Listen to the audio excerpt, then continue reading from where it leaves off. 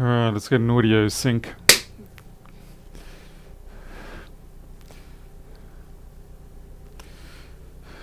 That was actually pretty loud. And let's do clearing of the desktop by using the big forearm sweep technique. Very effective method. As long as you don't want to see your stuff again.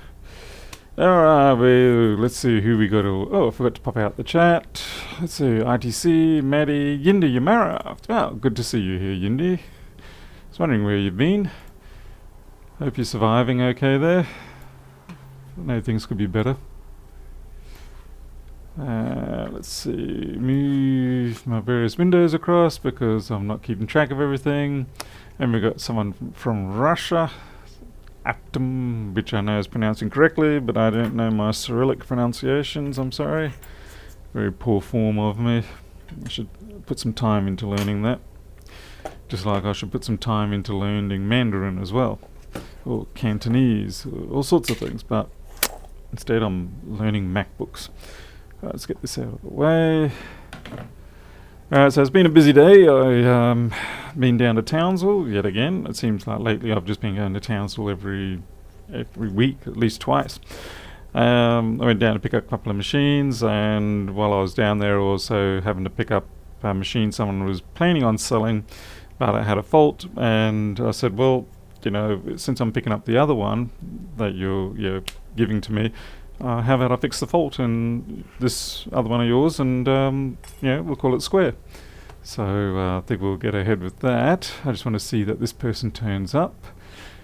And the Aussie Geeks here, Teresa's here, Nicholas Heidel, Mr. Watts, Konnichiwa, that's Japanese. Mac Computers, that's an interesting way of saying Mac. Same Tony did audio sync, came out at 6.5. Sorry, India Mara. And let's see, Visual 3D from Huntsville, Alabama. Audio sync is out. How badly? Oh. Alright, okay, we've got an audio sync out, so we will do our usual thing where we'll shut it and restart it. So, let's see, stop streaming. I just want to stop streaming.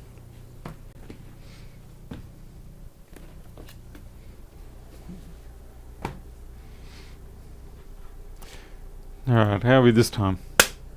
Yeah, wasn't a big magnitude, that one. That was more just a little pop.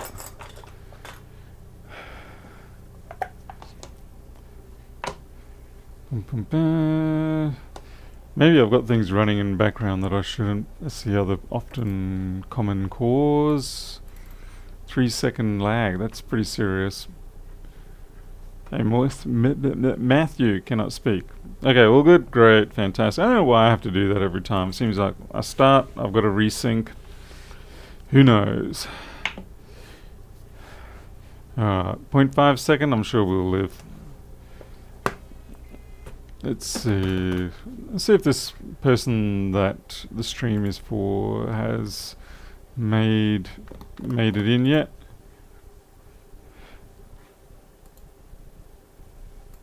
Dun, dun, dun. Where do you buy your screwdrivers from? All over the place. I got mine from a place called Easy Fix. These are just Beiku BK338 screwdrivers. They're pretty old now. They've got to be getting 5 years plus, but I like them. Do I have NBN? Yes, I do. I have fiber to the node. But unfortunate, because there's very few people here, I do not have a lot of contention issues, so therefore I get my full 100/40, and which is really good. So I can upload at 4 megabyte a second, no troubles. I'm watching. Well, until this person can confirm that they're here, I will do the second one. So this one here, this is the one that the person's given me to fix, or the one I took from them to fix. That was a bit of a trust thing for them, because I was basically an unknown person, turned up at their doorstep, grabbed their first machine, and then said, well, if you let me take this one, I can fix that for you too. I mean, for all they know, I could have been just some fly-by-nighter. Oh wait, I think I am. Anyway, this has the classic red glow from the headphone port, so we can fix that up hopefully. Shouldn't be a major problem. But we'll have a look at the other one in the meantime. I'm here. He's here. Oh. Okay. Really?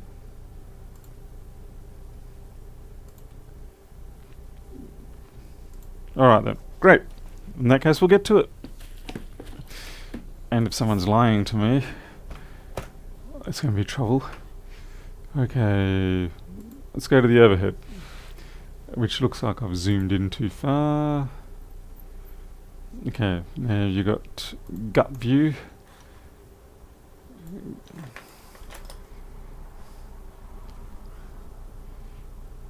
What? Who's joking? Alright, we're about to lift off.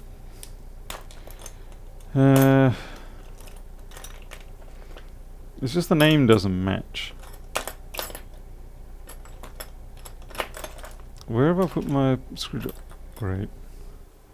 He's only joking. Oh. You know, if I was Lewis, that would be an instant ban. People and their jokes. I need some magnets. Hey, Jane Robert. No, that's a graveyard of dead bits and pieces. That's a graveyard too. Yeah, well, Nicholas is saying that Nicholas is here, but Nicholas is not the person that I'm expecting to hear from. So, we will get on with the other one first. Because it would be somewhat disrespectful to proceed with the repair of their machine without their presence, since I promised it.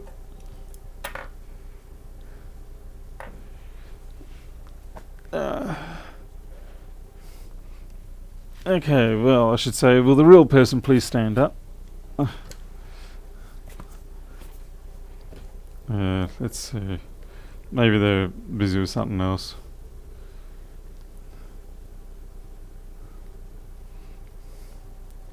Come on, give me the details. Okay, Du Bois. Right, have to wait for Du Bois.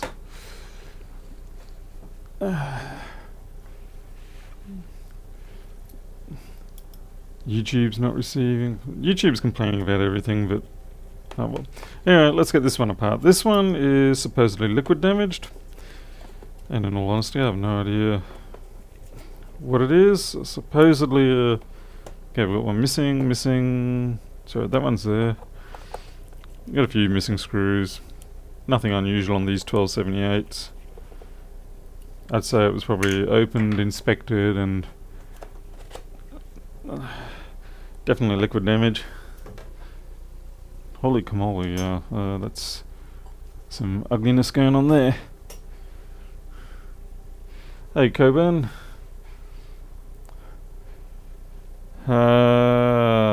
Yucky, yuck.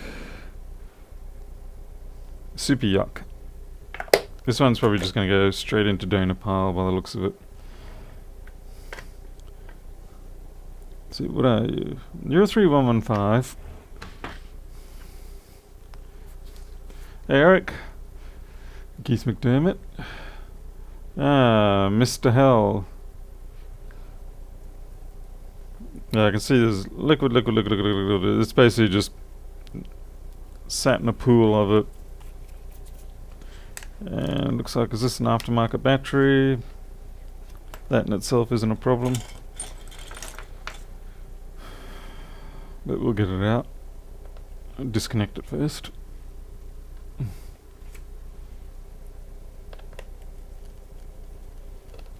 I don't have a proper tri-wing for these MacBook batteries, so I just use that one out of one of those 100 kit type things. Wow. That's a huge difference. That's probably half the weight of a normal, genuine MacBook battery. Got a cough. Sorry. It's not coffee, it's just rust. Anyway, let's have a look at this MacBook board and just see how bad this is.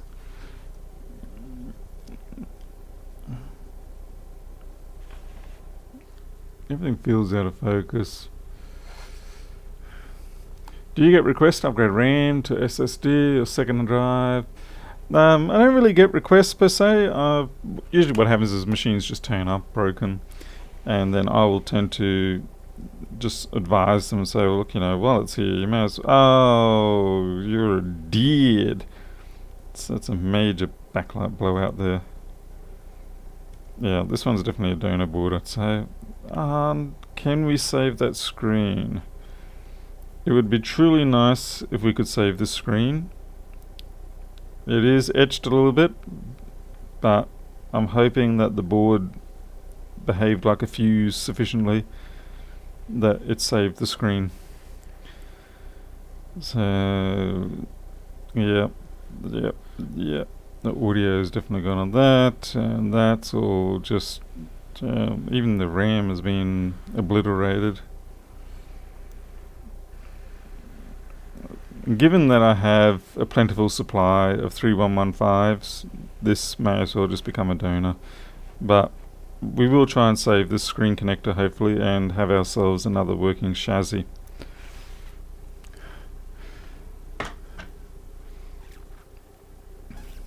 Mind taking a look at the battery to see if there's any English, or I'm using English. Yeah, it looks like it's just let's see, assembled in China. Well, they're not faking it. It's interesting that the writing here is being put on after everything else, so it's a generic label and they just put whatever on top.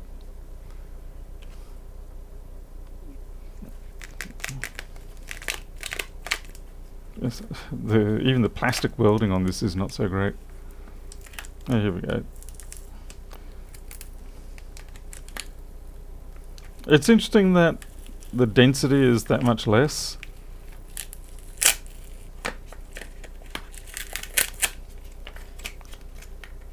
The 2200 milliamp. But the lack of mass makes me think that they're overstating by a major factor. Yeah, that's definitely a bin job.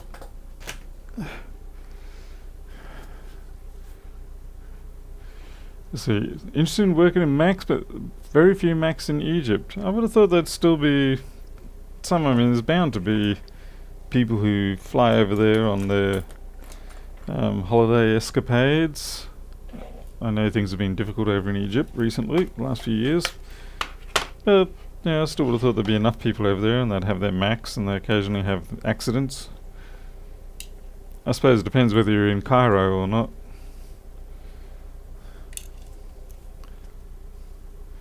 How would that compare to a normal battery? I would say that's probably 2/3 the weight. It's definitely significantly lighter. As soon as I picked it up, it was like, oh no. Oh, I've got scales here, funnily enough. Although I think these are flat. Let's see. Get my drug scales out. Alright, so we've got 0. So 200, let's say 285 grams for that. Now I'll get one of my originals somewhere under a stack of other things that I shouldn't have stacked. Now, I don't know if this is an original or not, but anyway. And that's 360. So we've got a difference of 80 grams, and that is quite considerable. And you can't account for that just in the plastic, so there's obviously a lot more electrolyte or whatever in the lithium packs. So 80 grams, that's a big difference.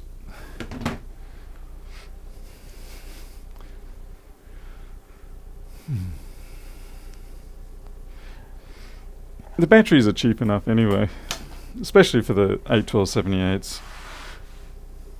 How did I get into the computer repair industry? I think I was always into it from the moment I could. By the time I was about 9 years old, I was already dealing with computers. Mind you, back then they were barely functional Z80 type machines. Okay, I shouldn't say that because The Intel 4004s were close to being barely functional. And just throughout time, I did electronics and computers all the time, and it was just sort of naturally where I gravitated to programming as well. I mean, I did other things other than that as a kid. I also had an aquarium business, and I raised birds, even though I don't do that anymore. At least not in that way. I always kept them in aviaries. I couldn't stand keeping birds in cages. I always thought that, little cages. I always found that a bit cruel. It's kind of like keeping Siamese fighters in little tiny goblets, which is extremely not right to do. I also did model aircraft a lot. So yeah, I had a wide range of things, but I do keep coming back to technology, computers, programming, electronics as my job. And other than a few years where I was technically employed by people, I've always been a freelancer, just doing things myself. I mean, I was running my own software company when I was 16. I didn't make $1 million, obviously, because otherwise I wouldn't be doing this right now, at least not commercially. But yeah, so I sort of just do whatever comes to mind. This is stuck. Ah.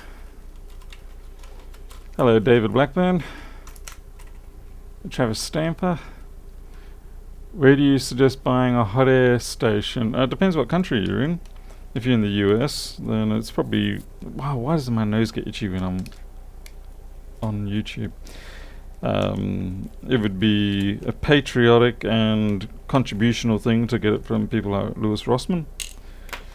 Otherwise, if you're elsewhere in the world, then I get them from, say, Union Repair, or maybe you have a local supplier. Why am I undoing that one? I don't know. That's not the one to undo. Clearly my brain's a little bit frazzled today. I guess a few hours of driving does that. But seriously, if you get an opportunity to support Louis Rossmann, if you're in the United States, then it's a good thing to do. I mean, the guy, I wouldn't say single-handedly, but he certainly has been a flag bearer for the industry. So it's the chassis we actually care about. But yeah, that sort of corrosion damage on a machine like this, it's just not worth doing anything with it.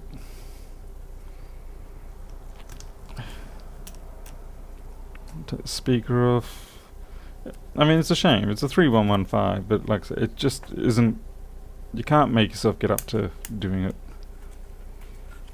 So that ram's definitely cactus. This one should be okay. Oh wow, this was heavily loaded too. These are 2.4 gig, so yeah, this person was serious about their stuff. That one will give trouble. Even if you can get that to work, you run that through memtest, and sooner or later it's going to drop dead. So the best thing to do with this straight away is throw it in the bin. Otherwise you will pick that up subconsciously at some point, use it in a machine for a customer maybe, send it out, think it's all good, and then you get a complaint a few weeks later. Hey Pernov, good to see you. Always good to have Pernov here because he is my fallback brains. Well, actually no, he's my primary brains. I just pretend to know things while he's not around. Yeah, I mean, look at this. That's just a train wreck. I almost would consider ultrasonicking this so that it is a half decent donor board. Yeah, well, that one, even the DC inboard's no good, I think. Yeah, it's been messed up. What I would like to know, if anyone knows, is what this particular three-legged device is. Is it a transistor? Yeah, anyone got a model code for it, anything like that? Because a few of the other DC inboards I have, that's blown, and I'd like to replace it. But obviously, the only way I can replace them at this point is to take it from yet another DC input board, which is really defeating the purpose of everything. Yeah, this one's going in the bin anyway, so I don't use it. Alright.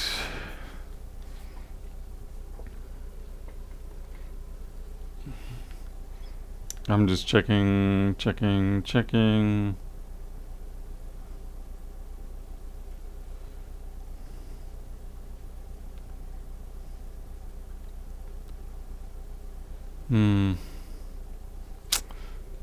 Still no sign.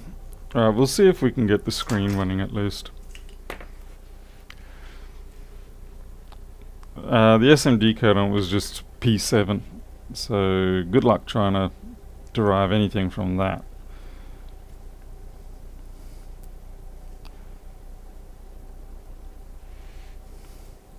I know you can replace these cables, I've just never really had a lot of luck with it.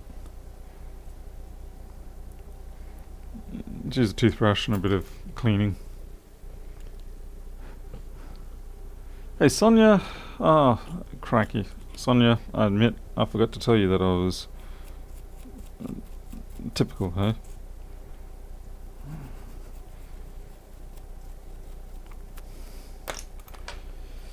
I'm tempted to use a glass pen on this, but that would be a foolish move.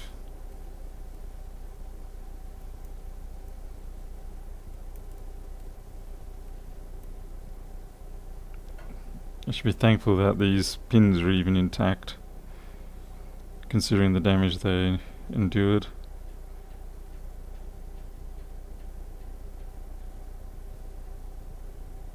That one's kind of cactus.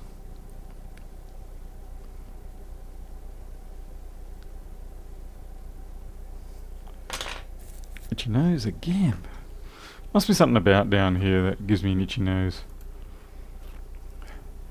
Any catching? DC board is...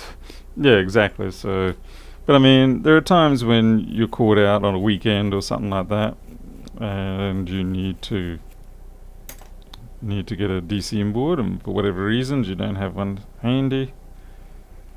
So it's good to know nonetheless. Especially if it's... I mean, it's going to be a 2-cent part, that's for sure.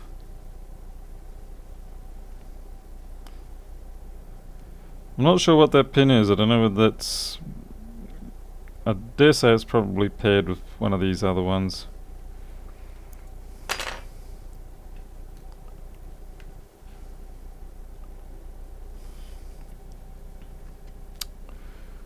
I've ended up with that toothbrush. I use Goot Wick without flux. You should be able to. There shouldn't be any troubles with that. If you find that Goot Wick isn't working without flux, then it could either be fake Goot Wick, which isn't entirely unusual, or maybe not enough heat, or maybe, yeah, probably maybe not enough heat.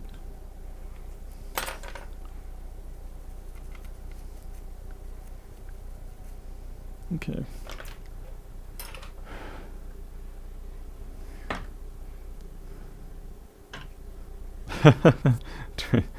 Yeah, funnily enough, that's how I did get into Goot Wick originally. Is the it wasn't JCar, but there's another supplier. What do they call themselves? I can't remember, Solaris or something like that. Anyway, they're all part of the JCar group, along with Electus and things like that. And they had Goot Wick, and well, obviously, well, you know, Teresa, that my soldering machine was a Goot machine, the RX311. Alright, let's find ourselves a working 3115 board. Again, stuck under a stack of MacBooks that I don't know what to do with.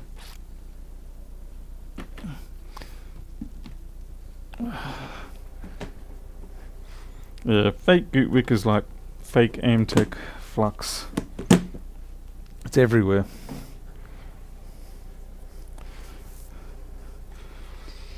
Now obviously I'm not going to cry if this destroys my board, because I've got a number of these boards.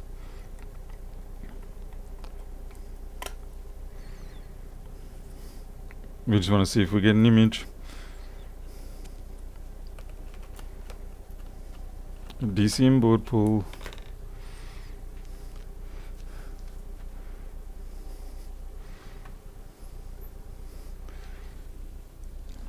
Where's my DC inboards?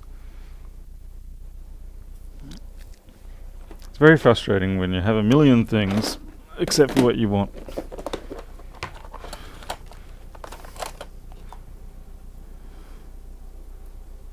Uh, 2565. That's the one.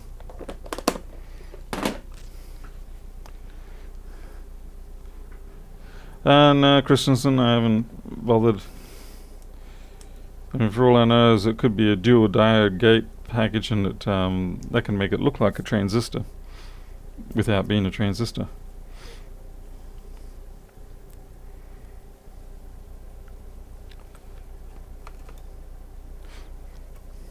I guess, as was mentioned before, it's not super critical, at least not right up until the point where you actually need one and you're like, damn it, what is it?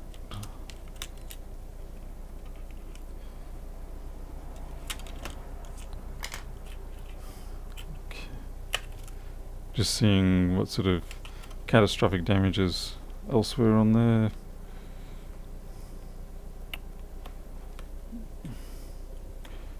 Well, we don't even need screen or touchpad or anything, keyboard or anything. BSR 15 PMP tranny. Prolux Electronics, how do you know that? Because it sure as heck is, you can't tell me that you derived that from the P7 suffix marking on there, because I'm sure that's probably used by schooling and other systems to note the package type or temperature range or whatever.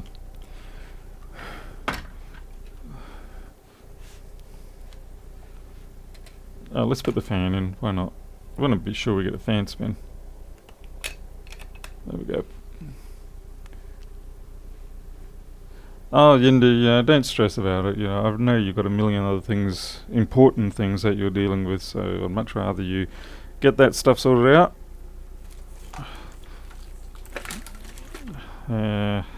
Right. It's the wrong cable. I do need to sort out a better cabling system here, and one thing I'm thinking of is I want to get one of those overhead self-retracting wire lines. You often see them, they're just sort of like a I'm not sure how to describe it. You can pull it down, let go, and it locks at that position, and then you tug it again and it springs back up.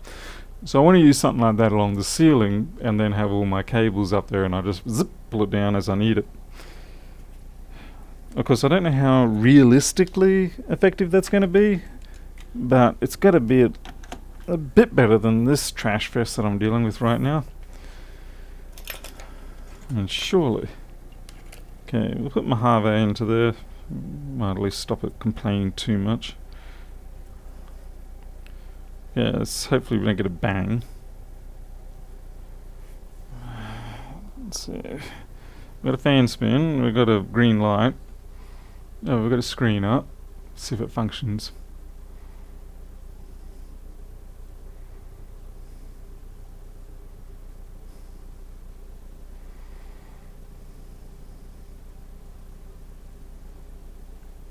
What have I got? This is the one I use a fair bit now. It's the Tech Spray Chemtronics. You can thank Chris Long for that.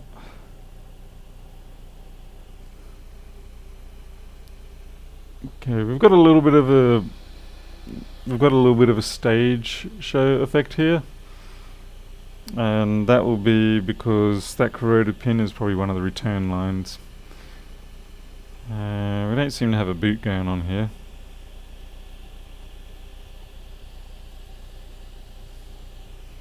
Oh yeah, we do. Paul doesn't know anything about what he's talking about. Alright, so it's not a perfect screen, but it's going to be good for testing. So we'll consider this as a test chassis. So that's good.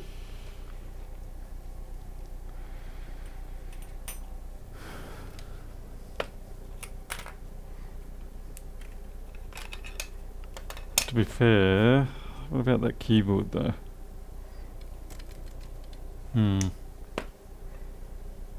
Should we test the keyboard?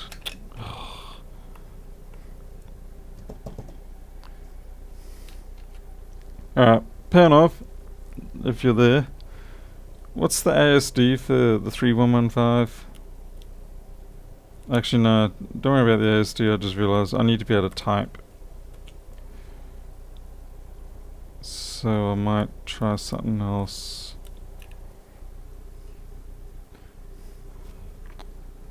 Yeah, I was beating my USB stick. If I was beating the client data, I probably wouldn't have ripped the power out like that.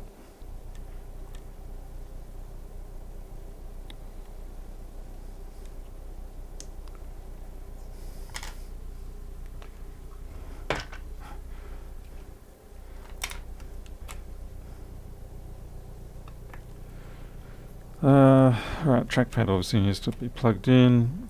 What I'm doing is while I tested the screen, I didn't bother to test see whether the keyboard and the trackpad worked, which, while not always necessary, it would be useful for me at least to know what I have working in this particular case. The reason why I was asking for the ASD is I was just thinking I could test things, but then I realized I don't have a keyboard entry. For keyboard entry, I really need a Ubuntu boot. What have I got here? Mem check? Oh, come on. Give me a break. And I don't want to wait around for my Harvey.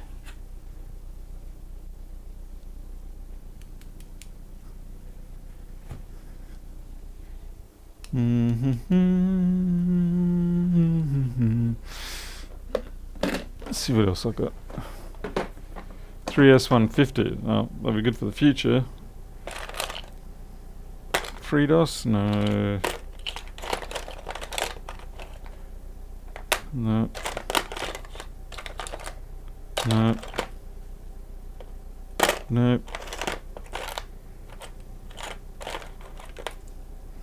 One of these two might have something.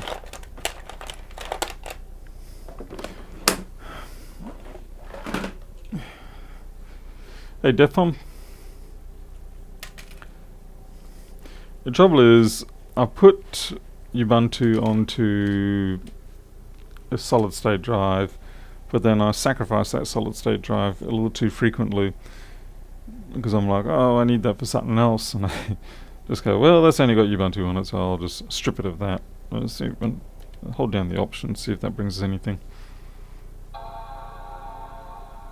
Yeah, FreeDOS on Mac. Come on, it'll work. The speaker works, we know that. Okay, that works. Well, the keyboard partially works, it seems. Windows? Well, let's try EFI boot. Oh, here we go. We do have try Ubuntu without installing. Bounce over pointers toward Xena diode. Yeah, Xena could actually be it. It could just be a line safety protection diode, so that's a possible fit, yes. Hey Jabara, been a while since I've seen you around. I think I must have picked the right time. Everybody's turning up that I haven't seen for ages.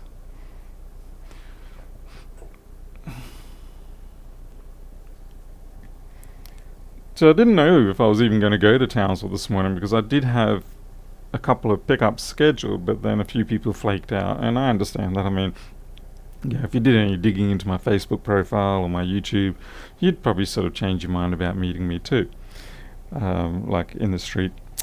But then I went outside, did some work, and then I came back in, and the key person finally responded and said, yeah, alright, we're ready to roll. And I was like, yes. And man, T, aha.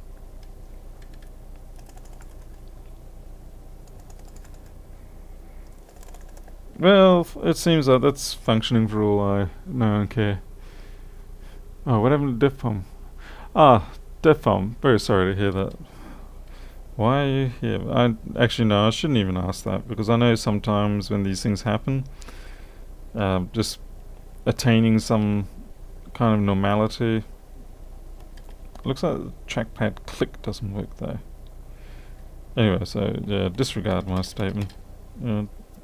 Trackpad sort of works.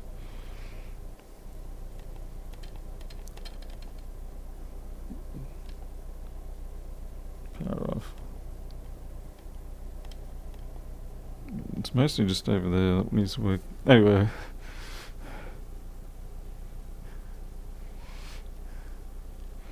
Death from the damn cancer. Yep.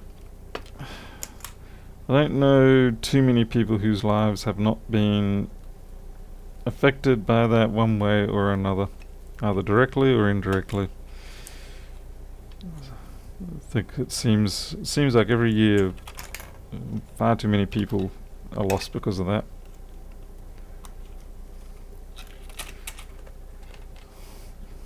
Very indiscriminate, it seems. Alright. Well, let's see if we can fix up some more MacBooks. Try get some improvement. I'll put this here. This is TSV number 1. Stubborn trackpad.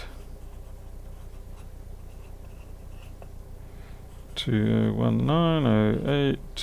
Which day is it? 04. Okay.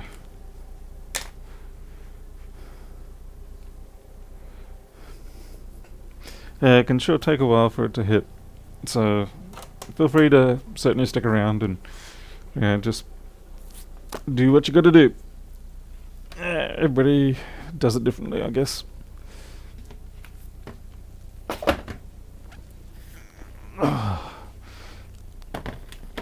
Alright.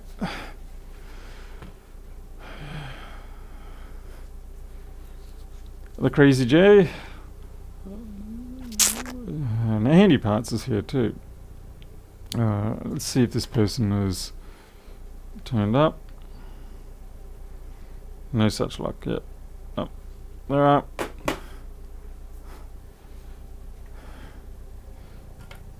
Well, at least we know we've got a working MacBook stick. Okay, Mac. Okay. So we've got a chassis and we got a memory stick out of that. It's pretty good going. Now let me just put them randomly on my desk somewhere else so that I will lose them.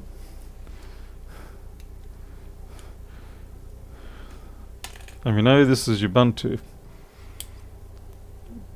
but I've got nothing that I can write on this that will stick, that will let me know that it is Ubuntu. It's one of these ones that goes into micro USB as well. I'll try and thread a little bit in there. Maybe I'll just physically scratch or etch something into there. Put a big U on it. That's no good.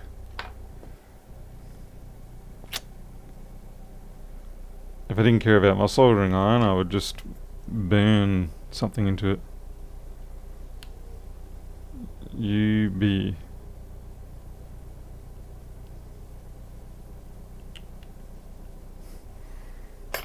It'll do.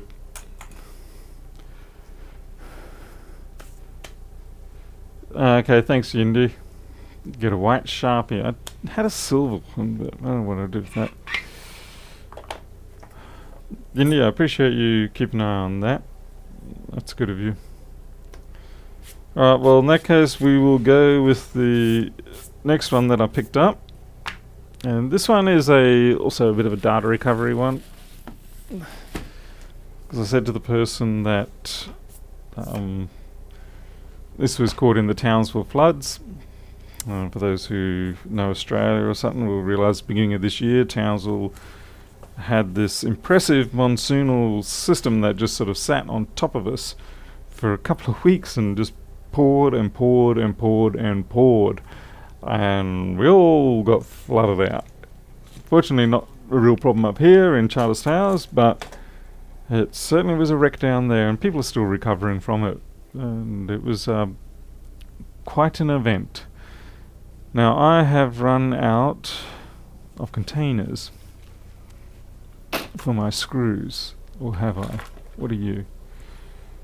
No, you're... Crikey, I don't even know what you're for. You're for the 1398 that I got the other day.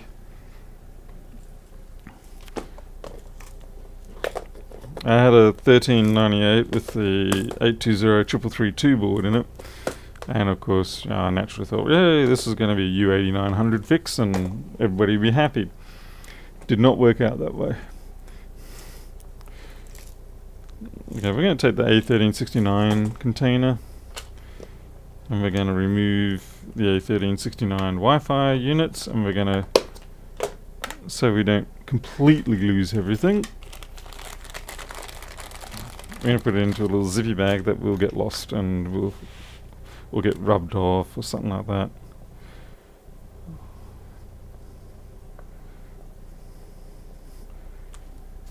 Okay. Yeah, there's not really a lot of, I mean, droughts pretty much, that's Australia, unfortunately, isn't it? I think that's just the reality of Australia. If you're farming or, raising, or doing anything out there, it should be, first thought is everything's drought. Second thought is we might get rain. I think we obviously had a couple of decades of good luck. But by and far now, I think it's pretty much, we've got to buckle down because it's just drought. Handy parts, my ham license, when I was a kid, about 13, 14, I was studying for it. I even bought the great big study book for it. But in all honesty, I didn't feel like I was anywhere near smart enough to do it. I could barely remember Morse code. And all the fancy valve circuits and things like that, I was like, oh, I have no idea what I'm looking at here. I mean, for me back then, just doing a dual transistor multivibrator circuit was enough of a pain in the head. Things might be different now, but I think the moment's gone. Alright. Hey, rest my tech. Let's see, lived in Longreach for 3 years. Stockman Halls of Fame. Oh, cool. Alright. So this is the A1466 and it's a 00165. I can tell because this little connector here is tiny. Yeah, I've heard that you don't need Morse code anymore. Maybe too many people couldn't do it. Okay, so that's disconnected. It actually looks pretty damn clean. If it's died and it's looking quite clean, then I'm going to guess probably something around the clock circuit. I sincerely hope it's not a case of CPU death. That'd be unfortunate. Now this is a 165, therefore I have to use a genuine brick. If you try to use a 165 with a non-genuine brick, you will have no boots.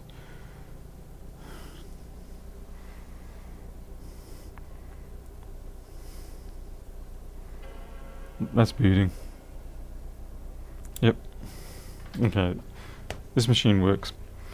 Alright, so what's probably happened is there's something on the other side of this board that the corrosion or the moisture built up on, and at that time it stopped it from turning on.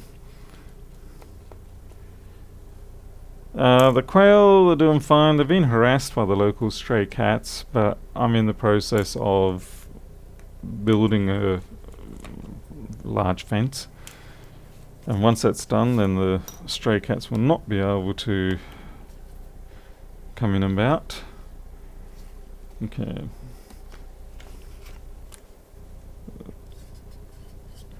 Just marking this because if I put this down somewhere I won't be sure whose battery it is. Hey, Matthew Chalk, Central Queensland, is it?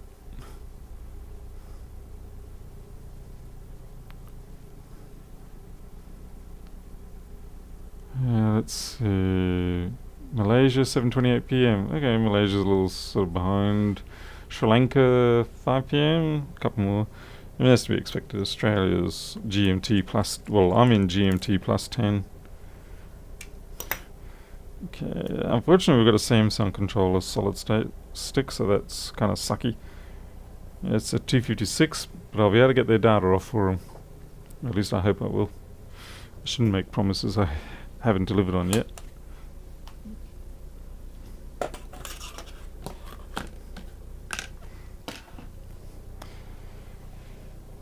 I do wonder at times, like if you watch Rossmann streams, you see a fair number of machines that he'll open up and start working on, and they work. And then he sort of goes, well, that doesn't need fixing, and he sends them back. Well, puts them back in the queue, I dare say. But that came off real easy. That's supposed to be stuck, which means somebody's been in here before. Someone's pulled this out before. Okay.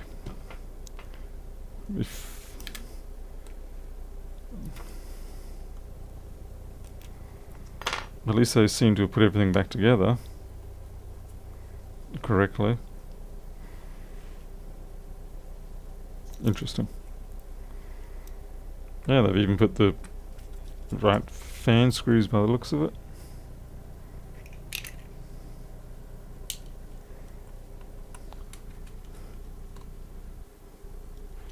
What did I miss about Christian? Oh, daylight savings. The sooner that is removed from humanity, the better. I understand the original guiding principle that I had, but it really doesn't seem to apply anymore these days. These days, I think you should just keep the clock steady, and if businesses want to run an hour early, so be it. I mean, as it is, everybody's trying to move towards more flexible hours. Yeah, I'm shocked. I really would have thought if anyone's been in and about, one of the things they really do like to do is put the fan screws in wrong. Fortunately, on these MacBook Air boards, if you do put the fan screw in the wrong place, it isn't a big issue. It's just a ground plane under there, but it's still a habit you shouldn't have.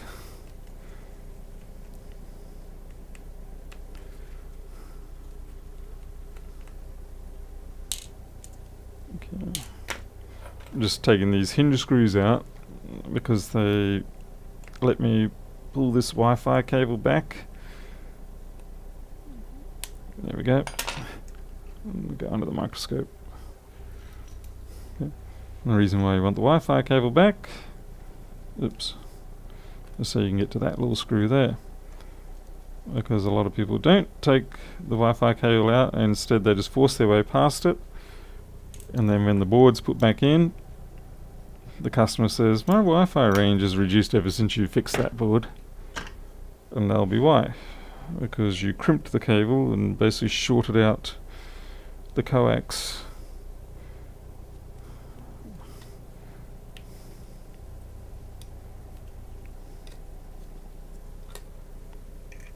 And it's not always obvious. Okay, there's a little blotch there, which means we should have corrosion. Yeah, there we go, by the SMC. Haha. Knew there was going to be corrosion in there.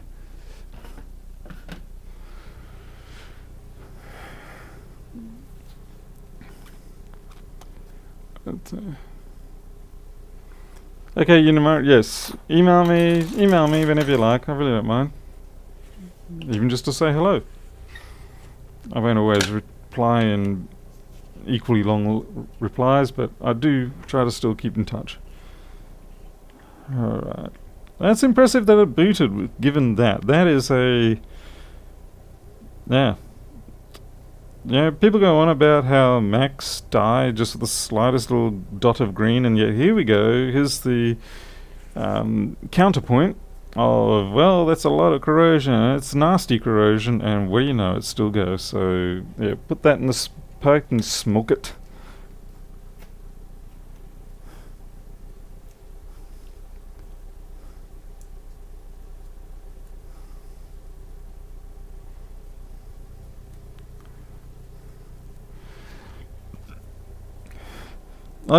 With daylight savings business, I just wish they'd let businesses operate whatever hours they damn well want.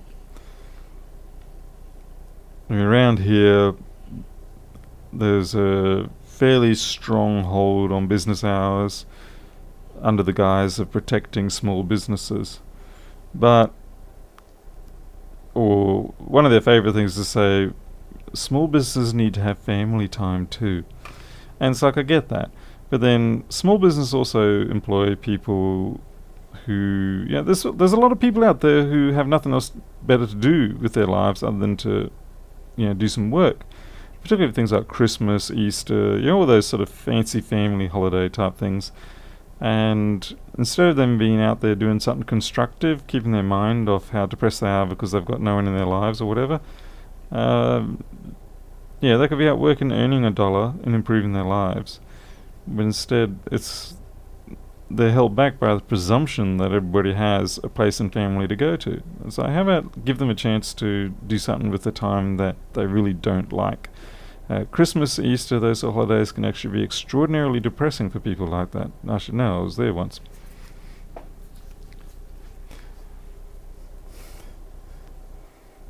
Yeah, I'd like to see it more capitalist, or how could you say not capitalist, but right-wing leaning of do what you want to do. Which is funny, I'm very much a left-leaning type person, not just because I'm left-handed, but when it comes to business and things like that, I'm extraordinarily right-leaning. I suppose you could say I'm fiscally right, and ethically left. I don't know. People will be saying, how do you live with yourself? So, I don't know. I just do.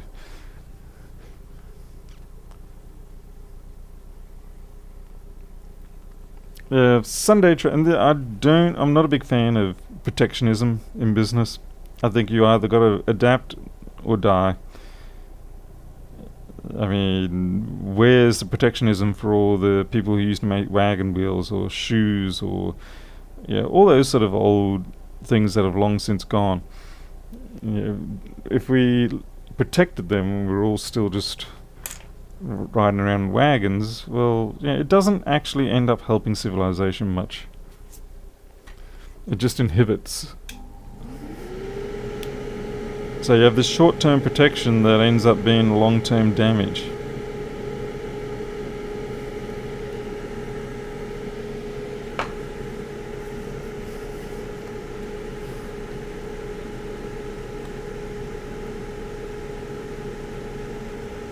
Hey, Brian Beck. Alrighty.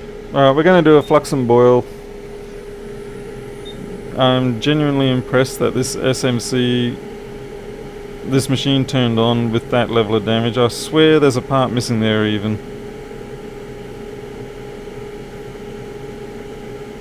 Really, this is pretty much going to be a wipe and redo type thing, because I've got to get in and find out what pads have lost their connections, things like that.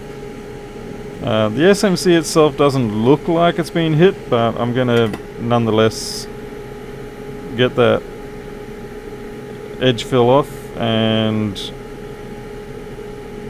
give it a nice little reflow.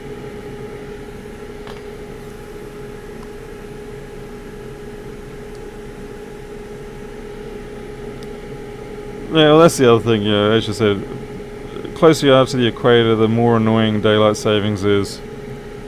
And we're a couple of 100 kilometers above the Tropic of Capricorn, so it's just ridiculous how long the sun stays up around here. Winter is a beautiful reprieve for us up here.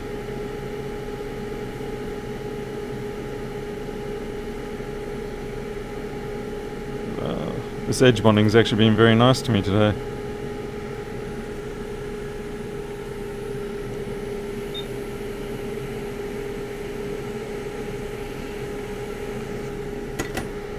By the way, if anyone is in the Townsville, Charles Towers area and has king quails for sale, please let me know.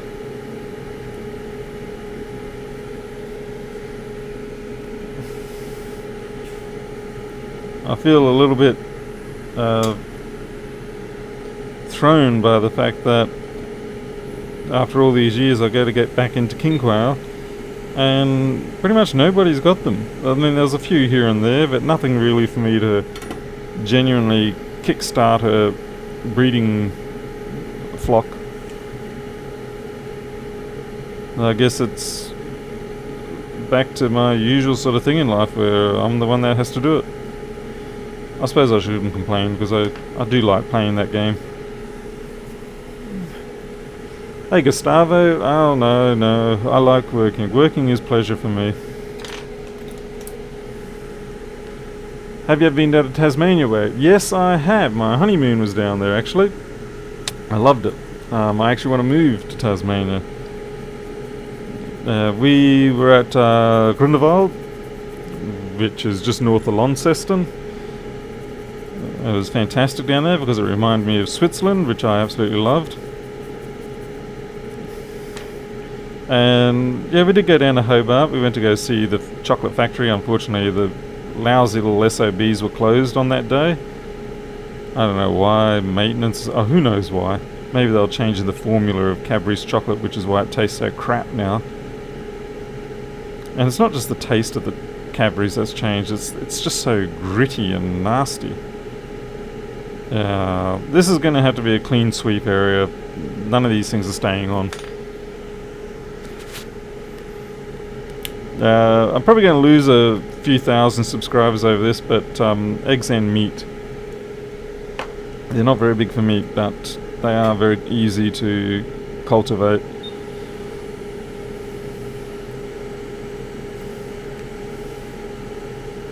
The thing is, whenever you do eat meat, well, it's exactly the same thing, and at least I can give them, I control what they have as a life.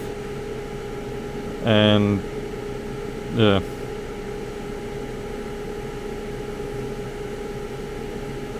oh man, this damage is pretty bad down here.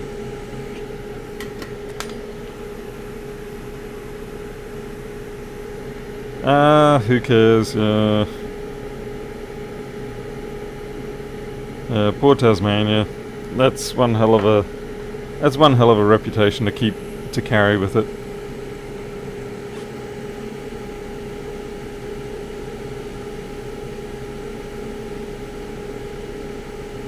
Wow, that is just... I'm trying not to pull too hard on these because I don't want to actually rip any pads off. Yeah, you can come off. Whoa, that actually jumped off. Okay. Everything's getting a bit too hot. Fortunately, it's only the Wi-Fi card under there.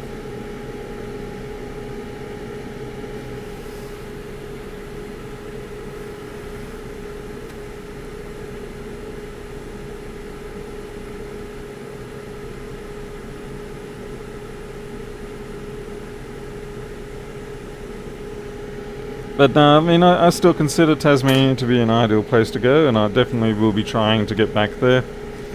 I mean, I know it's freezing cold, especially compared to up here. And yeah, there's a lot of limitations, but you can't deny it's a beautiful place. It feels a lot more like Europe to me, and yeah, it's definitely got my heart. So in spite of what anyone says, I like the place. I would also move to New Zealand. Or Switzerland. Yeah, maybe not Switzerland anymore. But certainly New Zealand or Tasmania. There's another cap still. I'll probably find it around somewhere. There's a bit of dodginess here. This will probably have to be redone anyway.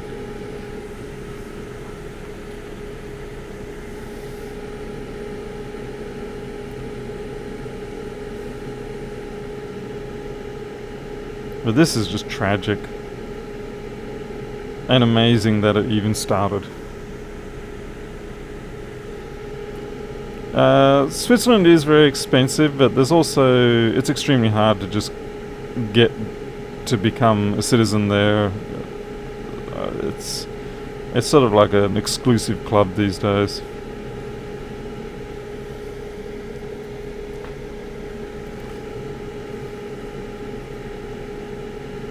And do not lose any of these. Some of these probably go straight to Via, and I do not want to be losing those. But I've got to scratch back the junk.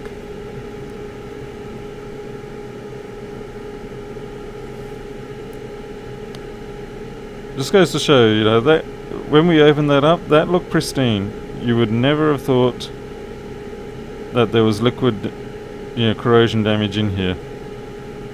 And we have a look at the SMC, and it's a complete and utter wipeout.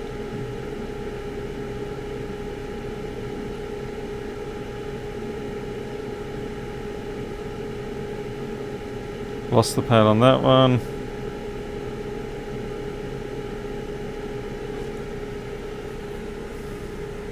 Hey Luke. Did you ever live in the UK? No, I didn't. I lived in South Africa most of the time.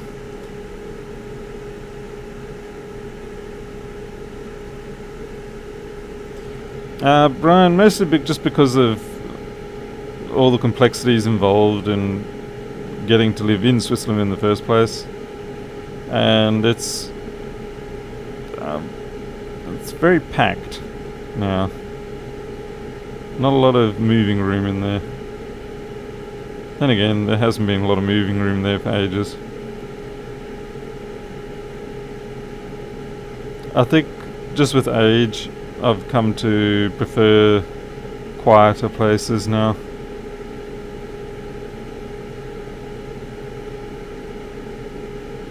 Worst thing here is I can't even really clearly see what I'm working on.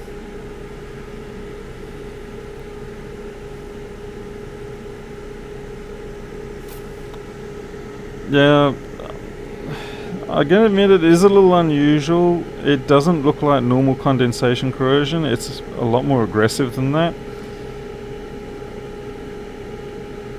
So I'm definitely... yeah, that's one for the investigative process. Damn, another one just... look at that, it's just eaten through.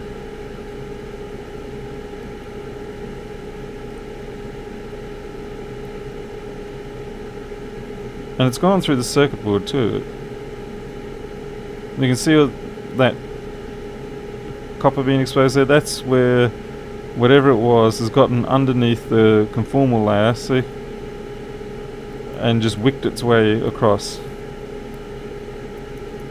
And you got to cut this right back, because if you don't, even after you clean up all this, it just keeps spreading.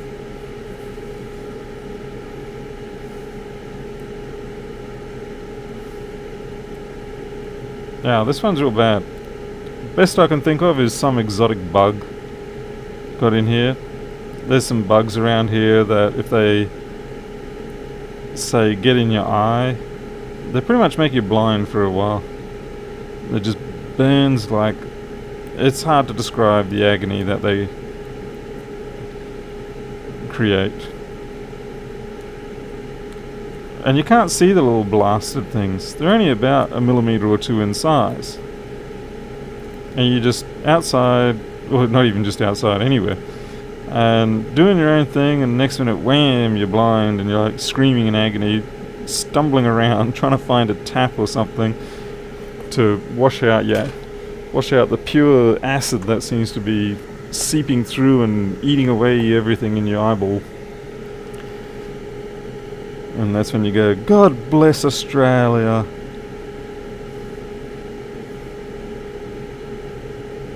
If you're that way inclined.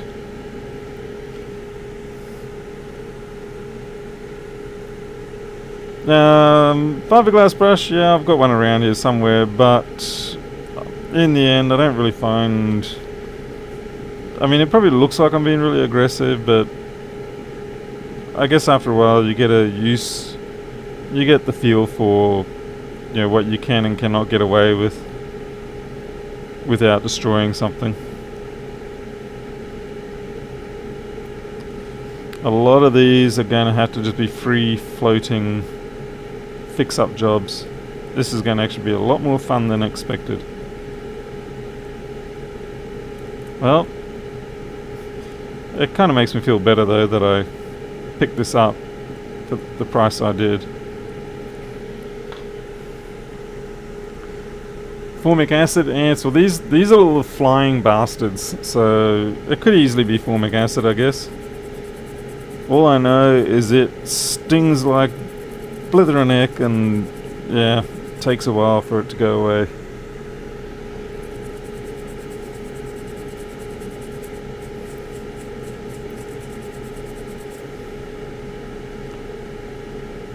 Alright, let's see if we can put some solder down on these.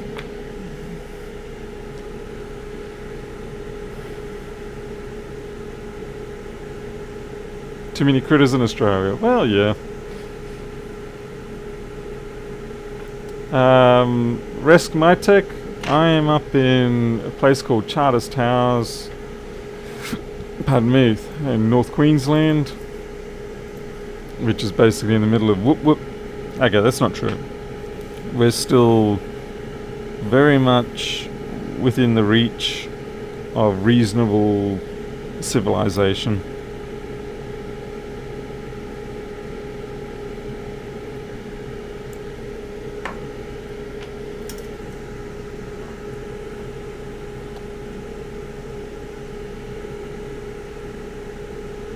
Hey ZX, good to see you.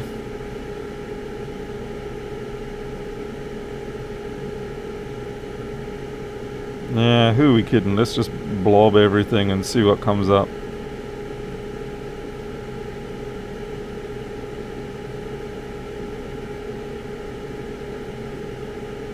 So obviously we've got a bit of a ground plane here, which ties down all of the bits and pieces that were there.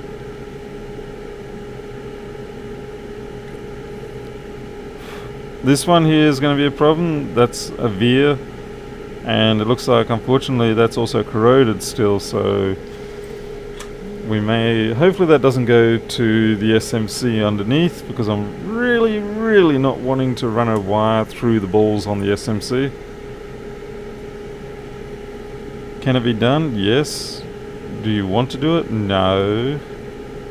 I mean, at the very best you might do an edge ball, but if it's an internal ball, it's just so annoying because it's easy to route it wrong and then the wire snags on another ball and then the whole thing gets pulled off in a funny angle and your SMC doesn't sit down right.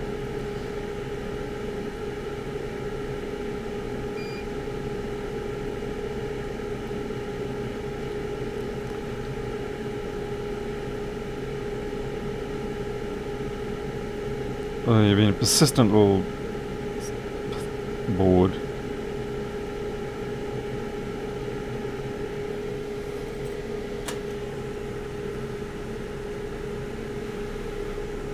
Guy bought me an electric toothbrush, one of those €200 ones. Seal broke. Yes, this is leaded solder. About the only lead-free solder I'd probably use would be SAC 305 perhaps. There is one advantage with using something like SAC 305 in that you can get it in finer diameters than what you can get leaded. It has a better capability of being drawn out. It's got a superior ductility, but it is still, of course, lead-free. Yeah, if you're going to have to make the compromise and you have to use lead-free, then SAC 305 is probably a good blend to use. I mean, it's expensive, but it's not the most expensive.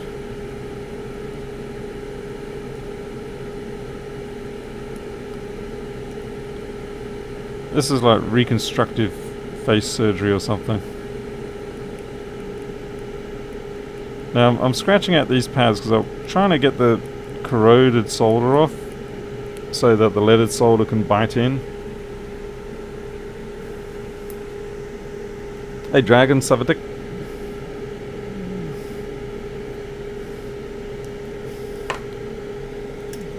I may not even have to reflow this SMC because of all the flux and heat that I'm exposing it to already.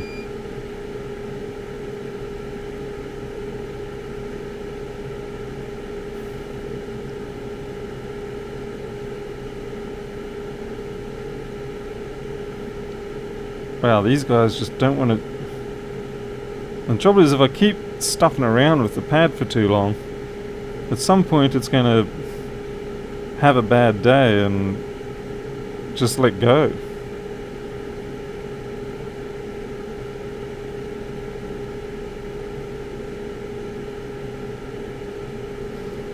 Because what happens is the material holding the copper to the fiberglass underneath just degenerates too far, and then all of a sudden you just got free floating copper.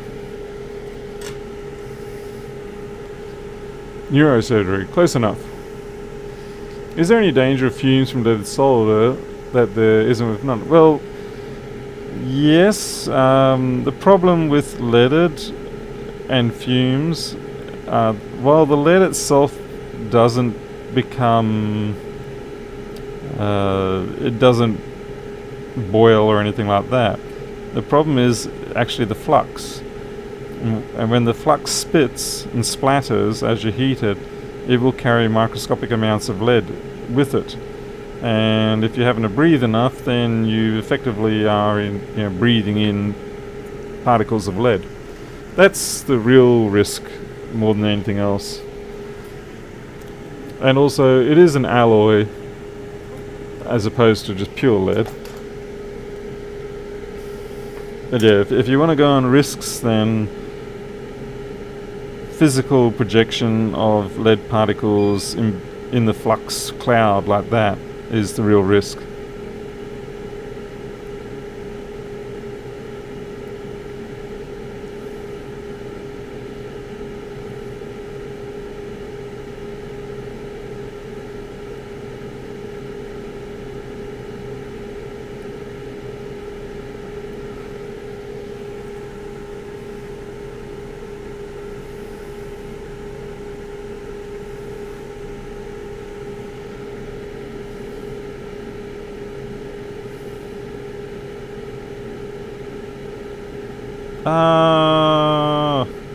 That track's gone. You are out of here. Damn it. Oh well. Better that I went now.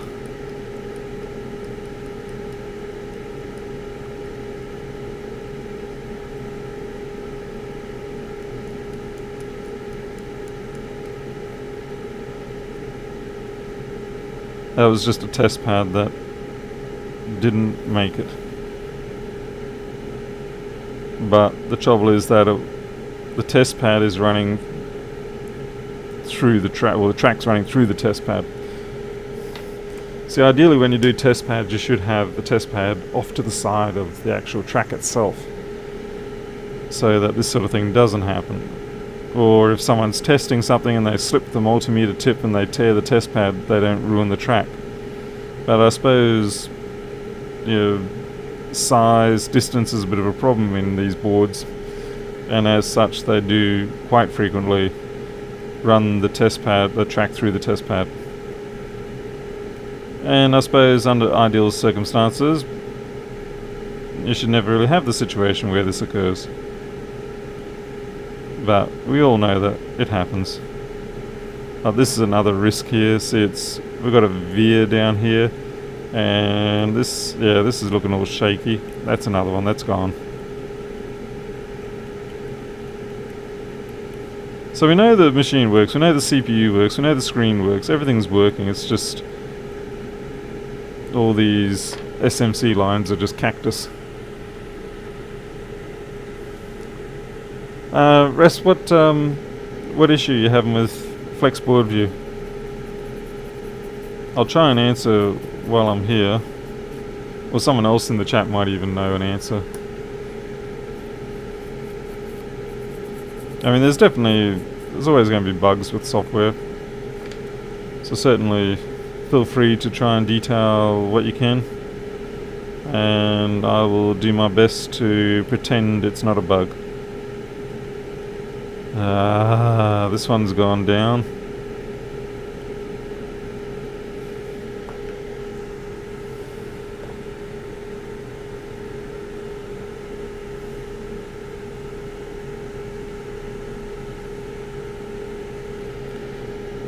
Yeah, the support channel, the forum helps if I'm actually there and if I'm listening to it. I must apologise, about the last week I've been quite absent. It's not intentional, I'm not avoiding everyone, it's just I just haven't been available. I've got so many fires I'm trying to put out right now that unfortunately I admit I am subjecting my paying licensees to my absence,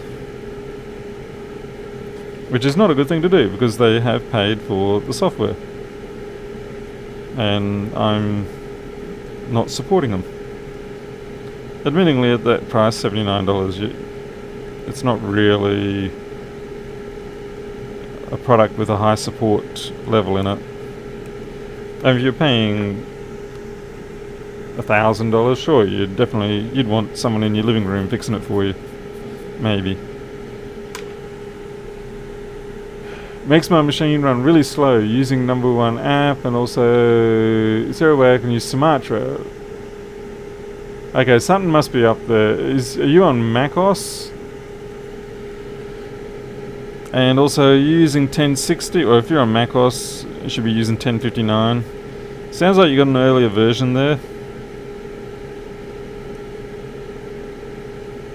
I'm not sure how you'd get an earlier version because I don't think I'll link it. But you have to use the schematic viewer that comes with Flexboard View, but it should all be self-integrated now. The reason why you have to use the one that comes with Flexboard View is because it's there's a lot of communications that has to be passed back and forth between the board view program and the schematic view program in order to be able to do the searching and things like that. And since there's no predefined industry standard for that, I had to make up my own. You got the one that was linked. Do you know what? Okay, let's see. Oh, you're on Windows. Do you have to make any Flexboard View changes for the new Catalina? Not that I'm aware of. And I don't think I had to really make any changes for Mojave either. But Windows should be just plugging it. With Windows, with Flexboard View 1060, you should be able to just unpack that zip file, go into the folder, and run the program. That's it. That's all you should have to do, and it should just work. The other thing you could try is, if it gives you 3 flashes, is run it with the... You'll notice there's a few other executables in there, such as GL2, GL1, or GLES. Try one of those 3.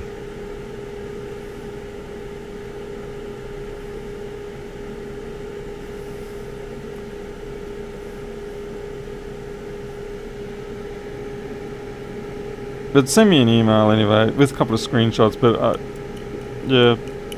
And also, what Windows version are you on, and what sort of graphics hardware are you on? Because it should run fine just on Intel hardware, because that's what I developed it on. Just crappy old 3rd generation i3, and before that I was doing it on a Pentium, and it was fine.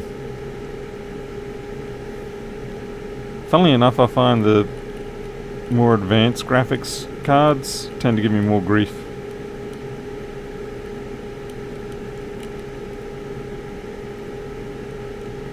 Man, we have barely even gotten started on this thing, which is really frustrating because it started. I can't believe it. The machine actually started. Yeah, I would have thought everything would be GL3 these days. I mean, I can't imagine too many machines can't run GL3. But, yeah.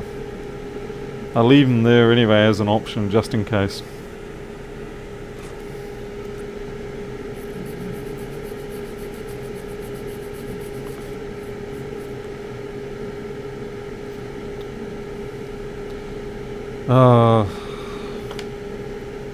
These dead VIA ones are really going to give me a pain. That one there, that one, and that one. So we've got 3 dead VIA ones that we have to chase. So I guess we'll start by looking of how hard our life's about to become. Consider adding an update function. I have not bothered with that because of the fact that all you have to do is basically just you download the new package, unpack it into another separate folder, and run it. That's it. There's no updates required, nothing. You just get the new one, unpack and run, and then you can throw away the existing one. And if the new one doesn't work, you can just jump back to the old one. So I did have a process at one point where it would check for updates and things like that, but I opted out of that because, for one, it was a lot more maintenance work. It also was a security problem. A lot of people didn't like that, and which is kind of ironic considering the big debate that's been going on at the moment with me and someone else. So it had it.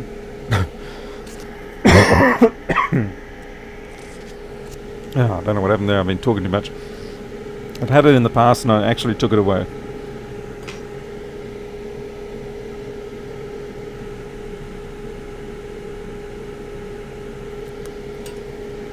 I do know that sometimes with AMD drivers, I have seen some people run into issues. Another program has, say, installed its own particular AMD driver, and it's caused secondary issues. But I've only had one instance of that. Anyway, if you send me an email, I'll do the best I can to get you up and running as soon as I can.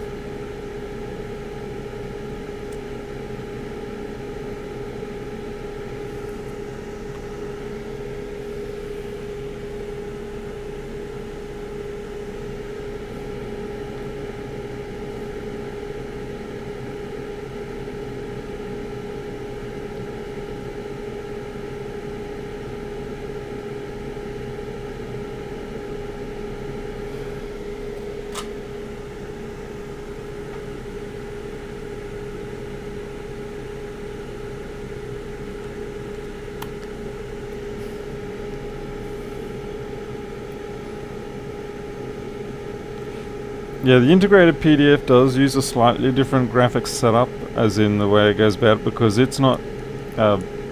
OpenBoard View and FlexBoard View use ImGUI as their interfacing layer, whereas the PDF viewer does not. The PDF viewer is just straight SDL2 and nothing else. So it's just using whatever native fallback it goes to, which may be in itself the problem. Oh man. Alright, we've got to see what's going on here. So we've got a 00165 board.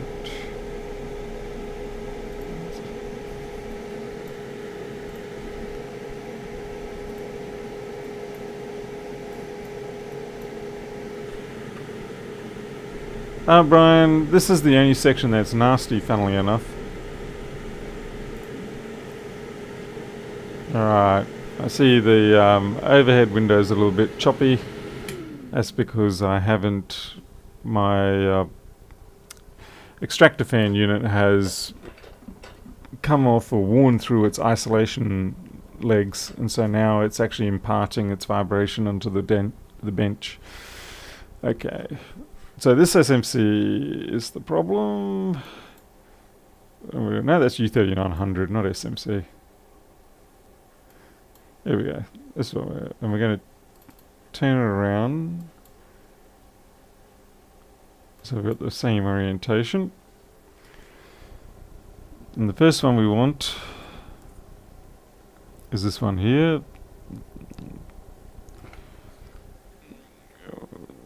Is that... Okay, so it looks like that was something... Okay, there are 2 test pads. And then 1, 2, 3... That doesn't make sense. What was there? Something had to be there. Or was it... No? Easiest way to find out is to get another one.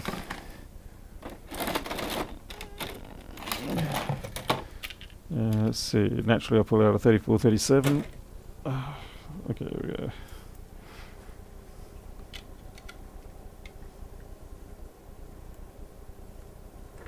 Alright, so we've got... Oh, okay, that's what happened. This one here, which is just vanished, is because it's just linked to that there. Okay, so this is the problem one.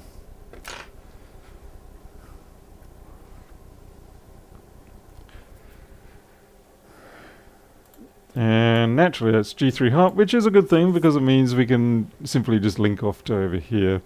I'm probably not going to bother digging down any deeper, trying to get to that trace that is under there, because I may cause additional issues. It's just going to be easy for me to route it from over here. Not there. Whoops, that would have been a hilariously bad mistake. Oh, that's 3V42 and that's also cactus. Okay. Damn it. Okay, that's fine. We'll take it from those 3 up there, and I bet you they're cactus too. Okay, they would be coming, I'd say, off this section here.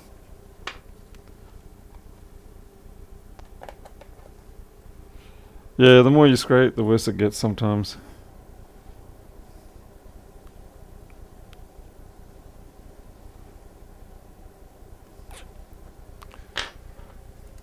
I'm a little curious.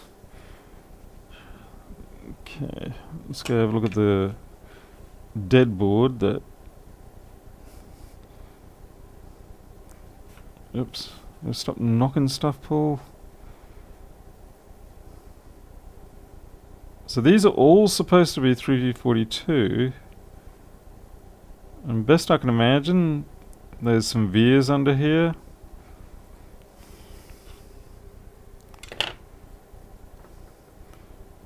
Well, easy way to find out.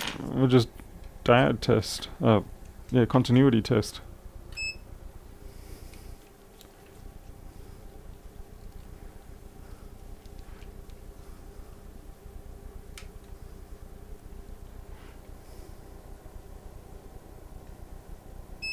Yeah, okay, so that's fine. They're all 3V42, so we'll use those to feed this one and that one.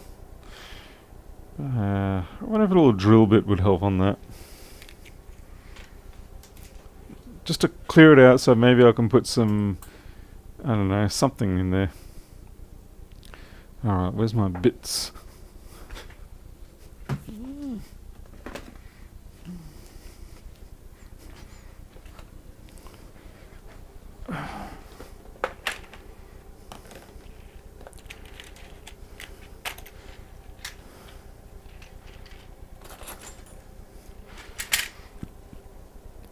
You're a little bit large for the job. I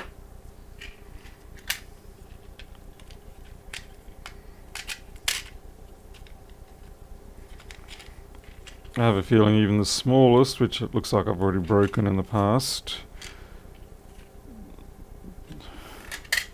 This is 0.6 of a mil. Yeah, that's probably pushing my luck a bit. I'll give it a twirl. Literally. Nah. No, that's just an idea that's going to go wrong on me. Better I just stow that enthusiasm before I make myself cry.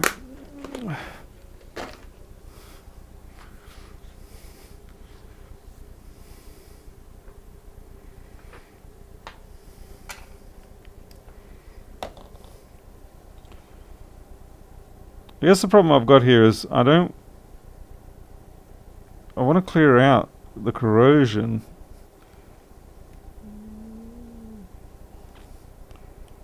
without though risking doing any sort of accidental ground plane touching. You're well and truly gone there. Certainly no hope for you to come back.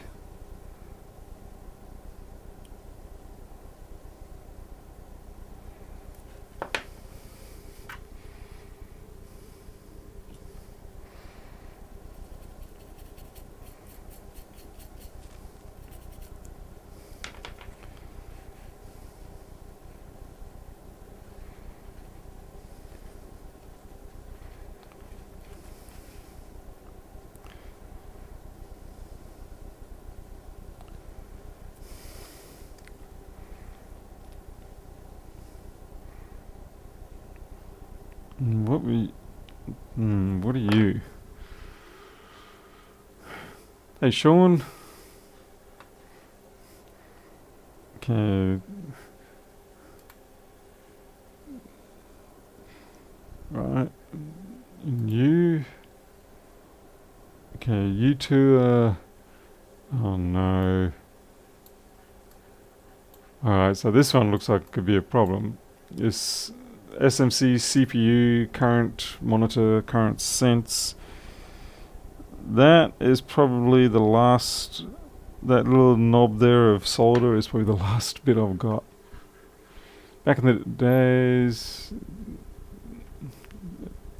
Yeah, Dick Smith was pretty damn fun. I worked there for a few years. But, it was a bit of a disappointment because I worked there the time after Dick had sold it to Woolworths. And so as such it was fast moving away from being an electronics enthusiast store to let's see what trash we can flog off to people. And I know J-Car eventually stepped in, but I think J-Car's problem I have with J-Car a lot of the time is the amount of junk that they seem to sell.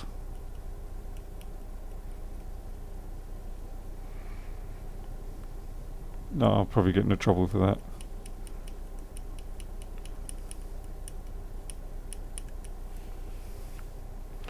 And not to say that Dick Smith didn't sell junk. I mean, there was an entire page in the catalogue to dodgy, dubious gifts and things like that. But at least it was declared pretty much as that upfront.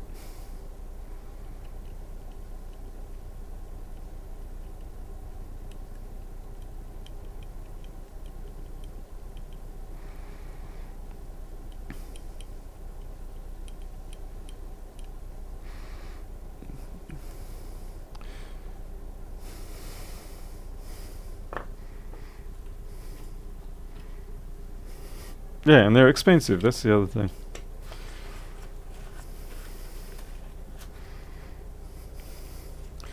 I mean, I get it. They've got to make a business. They're not exactly dealing with a massive market.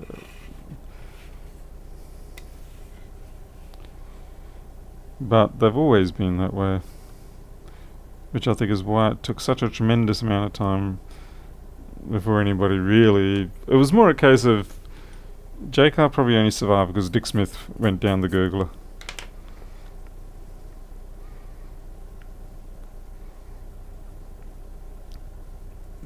Then again, I shouldn't be talking because I'm not much of a business person anyway.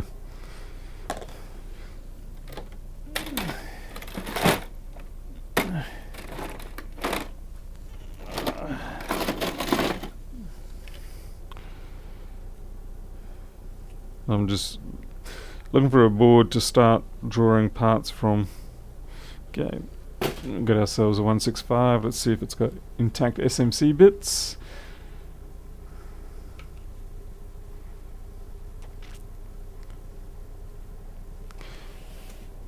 Yeah, well, well, they're not there. And I can't tell if... No, I think that's been ripped off aggressively.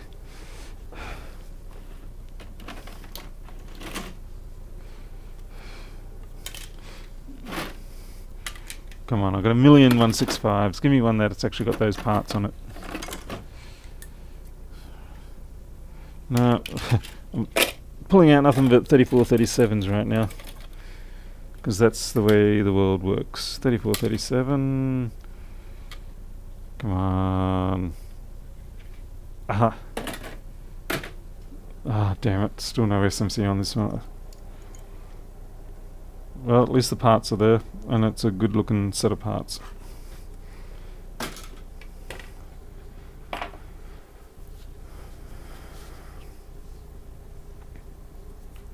Yeah, Ultronics is actually pretty good. They're a little limited on their range, but they are probably a better fidelity to what Dick Smith was than what J-Car is.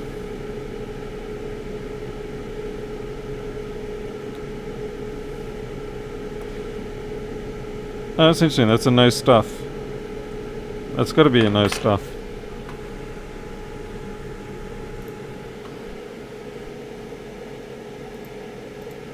Let's see. Check the schematic. No stuff. Yay. Yeah, for me, I get all my stuff from element 14.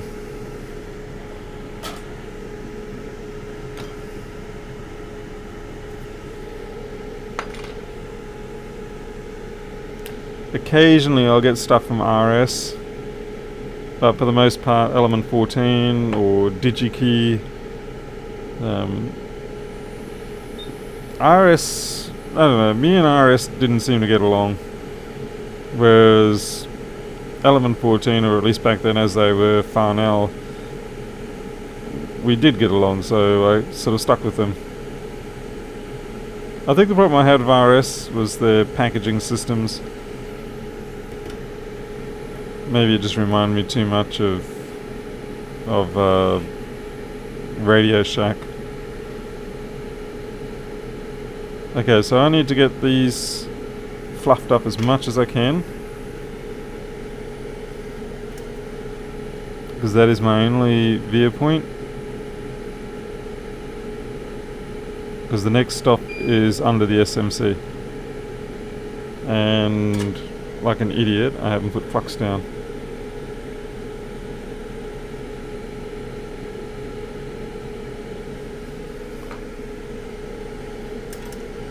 Very hard to make clean joins without some semblance of reasonable flux.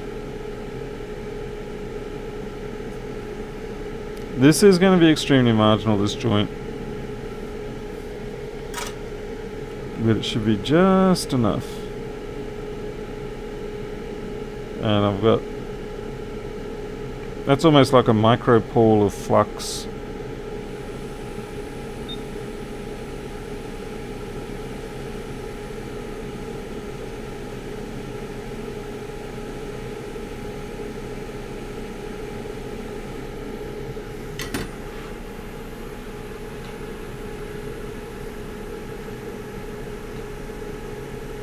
Yeah, Ben Wilson, that's a pretty good example of what I'm talking about.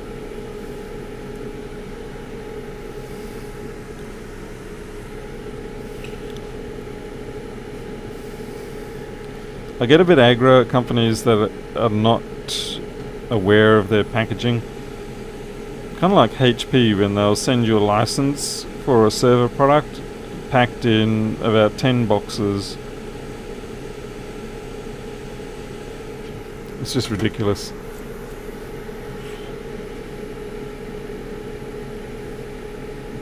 I'm doing things kind of ass about face right now.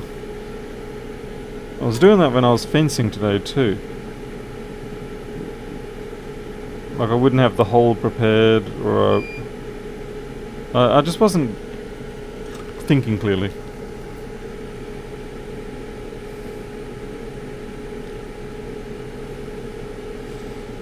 That pad is so sort of substandard. I'm actually, and since I've got to route the wire anyway, I'm going to put this resistor on the test pad.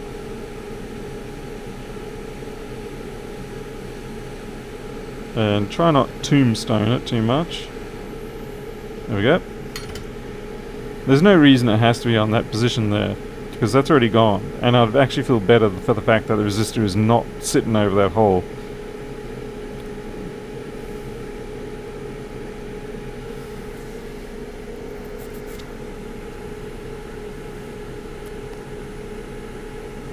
Put up the fence and then the posts. Yeah, maybe I should try that. No, it's just, see, when I do the process, I need to clear out the hole. The holes were put in about 6 months ago, and just everything has been preventing me quite getting there. Anyway, so I have to clear the holes back out because of all the junk that's fallen into them. And then I have to take all that soil and mix it with cement in the mixer. I don't make an actual true cement. It's like a slurry or anything like that. It's a dry mix, but it still needs to be mixed. And then I pack that back into the hole. But I've also got to get the posts, mark the posts so I know the height of where I need to sink it. I sort of cheat. See, ideally you sink your post about 600 for a 2400 high post. But because this is not taking any real load bearing other than the mesh that's on it, which is quite light, and I'm only putting the posts 2.4 apart, so they're actually very closely spaced. A lot of people put them 3.6 apart. So I can sort of get away with a bit of a shallower post. What I do is I just string line between my two corners, and then I get my fixed heights so that when I put the post in and I line it up, I don't have to go along and cut the tops off the posts, so all the posts will be aligned right away. Because you kind of get sick of cutting the tops off posts after you've done about 20 or 30 of them. So if you can help it, you line it up so that the tops will be all perfect the first time, at the expense of structural integrity in the ground. But again, like I said, they're just holding some mesh. It's not like it's hardwood panels or anything.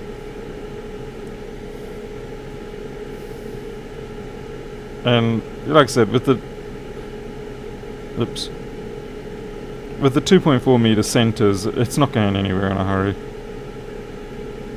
A car could drive into those posts and it wouldn't knock them out.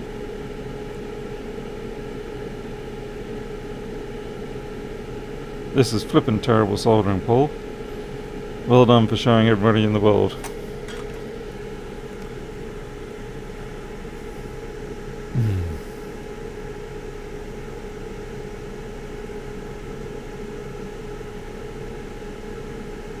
Yeah, Ben, that's another good example. Let's not bend the heat shrink. The sad thing is that probably happened because somebody did complain. I think it's pretty much a rule in life. If you find a stupid sort of thing like that, chances are it's because someone complained. Someone went, "You've bent my heat shrink, and when I used it, it left a kink in it." But then maybe that happened, maybe they complained because their customer complained that when they received the product, it had a kink in it. So how far down the chain does it go? Alright, so what do I want? Yeah, let's see, we'll take the second one first, because it's the most stable, so that when I put in the others, at least it's not going to drift around.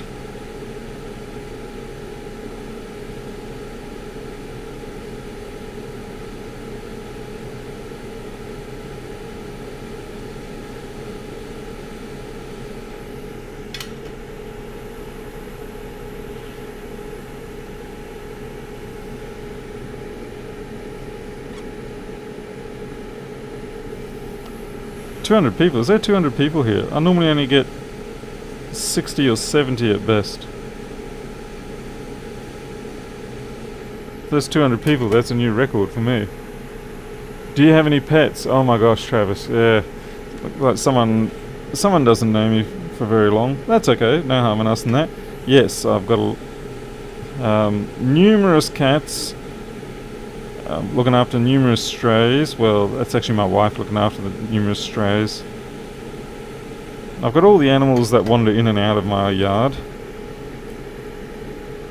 It's yeah, it's pretty busy here.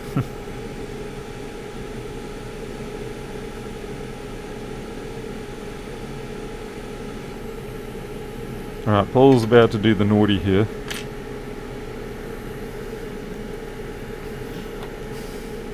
Now that pad for that cap I just put down, it's gone.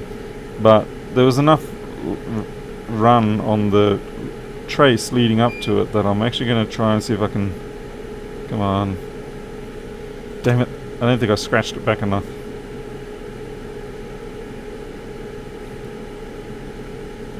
Aha. There we go. 150. I was going to say, it didn't seem like I would have 200 here. But hey, something to look forward to if it ever happens.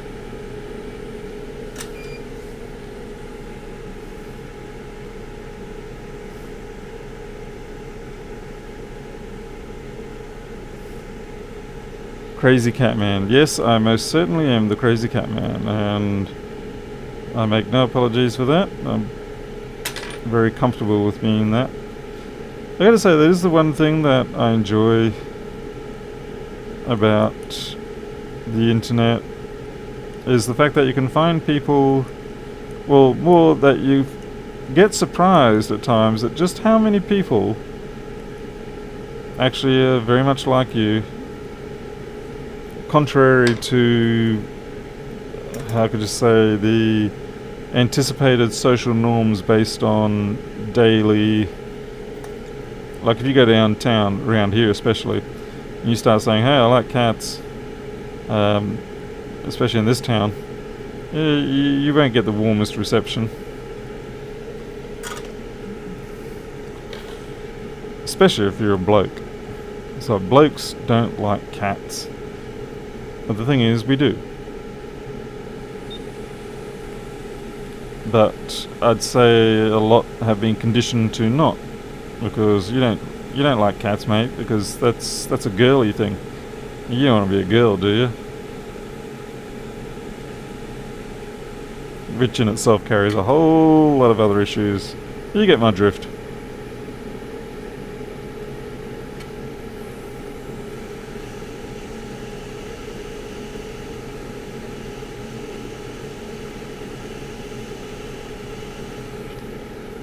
Yeah, looks like I'm going to have to run that one.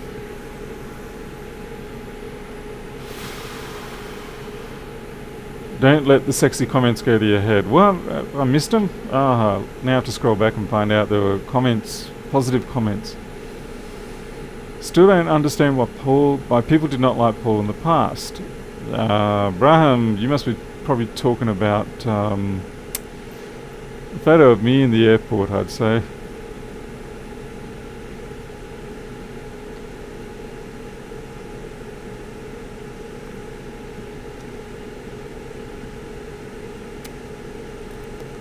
Are the iPhone screens you can buy on Amazon trustworthy? I think the problem is there's too many people who supply them on Amazon to know which one is trustworthy.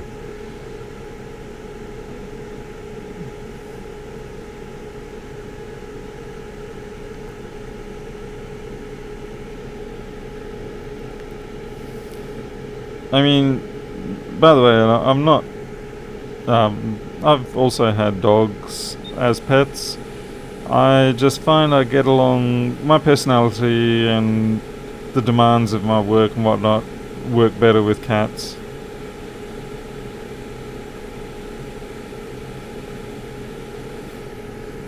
I think that's another thing, is it's one thing to say, you know, I don't like cats, and fair enough. I'm not going to force people to like cats. I mean, that's just wrong to force people to like cats. But the problem is when people go out of their way to actually harm animals or hate on animals because it's the social norm to do so. But we had people try to run cats over in this town. Like they will mount curbs, drive sides, whatever you want to call it, the side of the road, in order to try and get a cat. It's just wrong. I mean, if the tables are turned, it's like, did that with dogs? Well, you'd pitchforks and fire and brimstone around here. Now, I know a lot of people say, well, yeah, cats destroy wildlife and all that, and, you know, that's quite true. But they're doing it in defense of why they hate cats but they love dogs. But around here, the dogs do quite a lot of damage to the wildlife. Not to mention the stock, actually. Like, you don't see too many cats pulling down lambs and other cattle, such things. But anyway, it's just a prejudice thing, and I get a little frustrated with it. I mean, I'm certainly more than aware about the damage that feral cats can do, or even just stray cats, or even house cats. But it's got to be in perspective, and you've got to compare it appropriately. When I was, I don't know, I must have been about 7 or so, I was living up in Jabiru, which is up in the Northern Territory, next to Kakadu. It's a uranium mine town. And they were trapping feral cats when they had to, because the feral cats were doing a lot of damage. Unfortunately, this one particular feral cat that got caught, it managed to get halfway out of the trap. I mean, feral cats are a very different beast to domestic cats. A feral cat essentially has all the domestic traits of domestic cats removed, and all the best of the wild traits have come in. And they're big, they're vicious. Well, you know, they've got to be they're wild.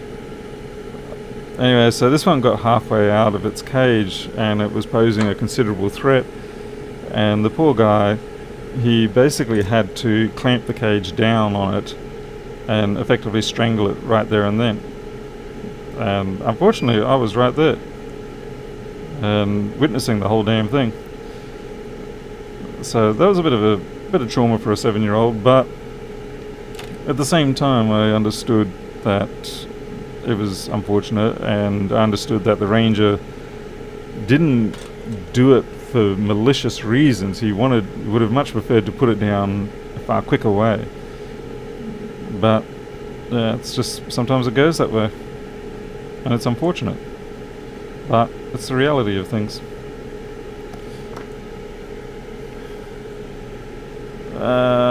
Right, well, that was a nice depressing story. Thank you, yeah.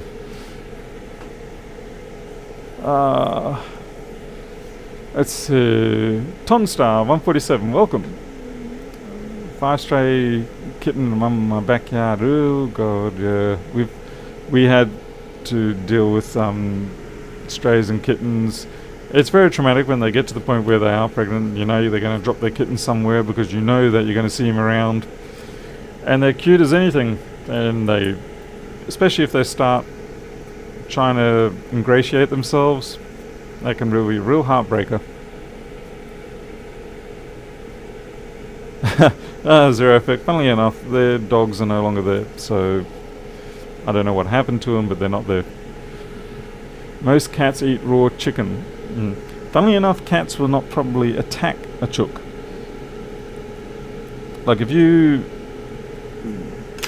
even a chick, if you put a cat in a room with, say, a week-old chicken, something like that, chances are the cat won't do anything to it. It'll boop it on the head once or twice just to sort of see what it is, and there's a good chance it won't actually do anything with it. It'll just sit there and watch it, not sure what on earth to do, unless it's really hungry. But yeah, domestic cat generally won't do that. won't outright attack a chook. I think the chooks scare them. Okay, but obviously there will be exceptions to that rule.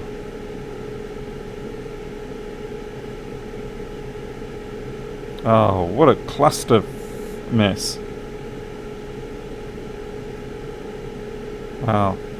And to think people pay me to fix their boards when I do things like this? That's a train wreck.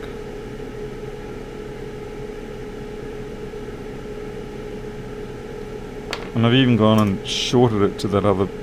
Come on. There we go. And my hair keeps catching on the microscope.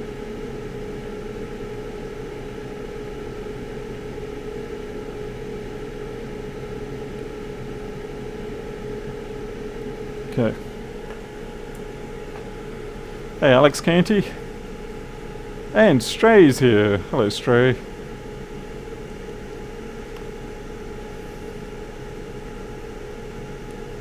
Yeah, I mean, cats will eat chicken neck, they'll eat chicken, but if the chook's alive, they just like back away from it. They're like, whoa, what are you?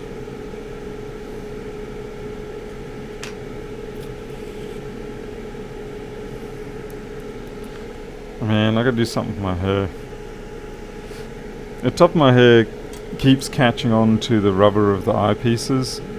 I don't know whether it's electrostatic or what, but it just keeps doing it.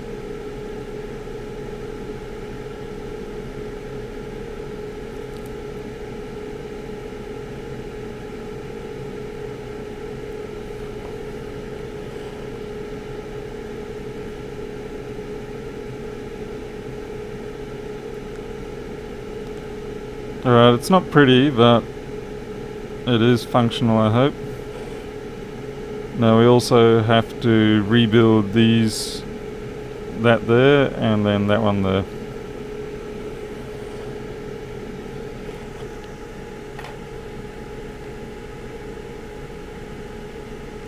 Yeah, Peter, that's actually probably an interesting point. They did a study and cats are always constantly wanting to kill their owners. Yeah, maybe some. Zed, actually, the whole mauling thing, I agree, it is probably the worst aspect of domestic cats, is when they don't actually kill things, they just maul.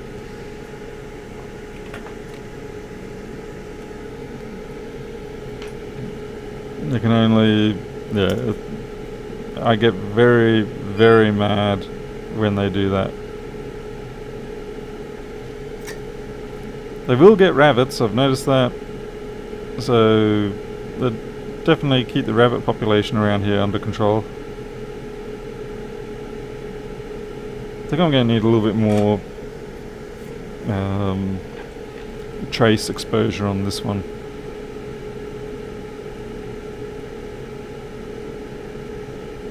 So the wire's got a little more distance to bite.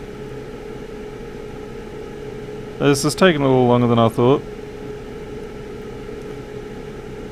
which again makes it all the more amazing that this thing even booted when it did.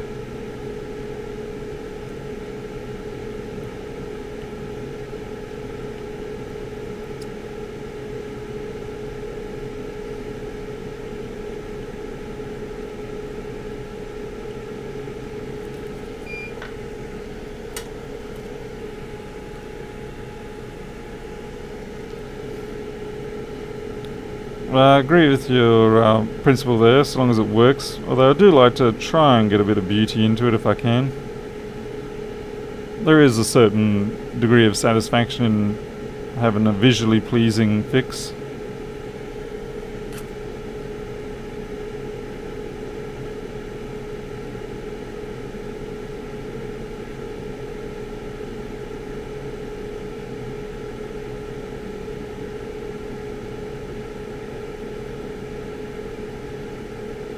Oop, that last bit of trace just vanished on me. Crikey. I'm pushing my luck here now. Oh, Travis Wells, thank you. I mean, some streams just sort of go on a little bit long for me at times.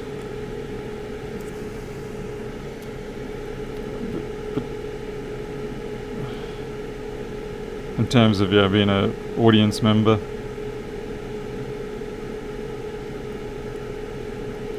There are other streams where it's nice to... this wire is actually about twice the thickness I really need.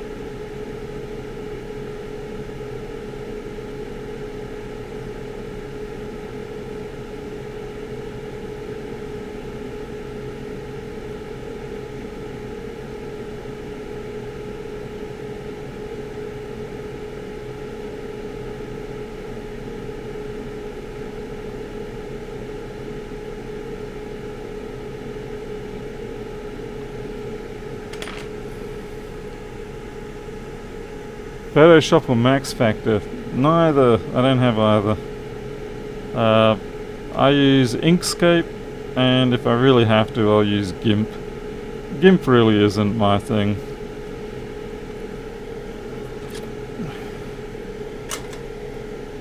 GIMP really needs to sort themselves out.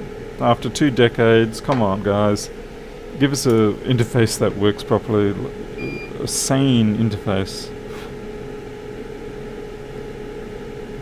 I mean, I was using GIMP back in, I think, 96 or 97 when it, well, basically when it was the precursor to what is now known as the GTK toolkit. It basically is what GNOME and GTK grew from.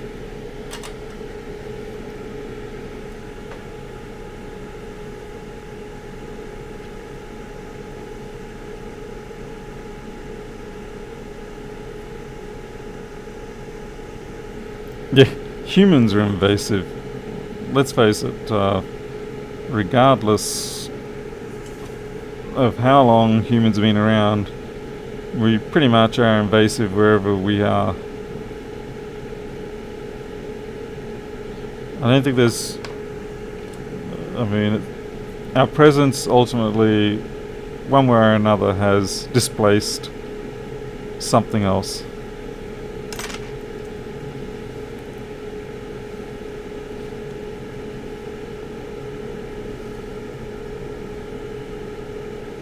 That's really getting close there.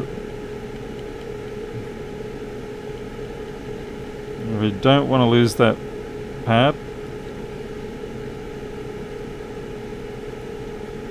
Now the reason why I'm scraping up here, even though I've got trace here, is because I'm worried that this section is going to break away at some point.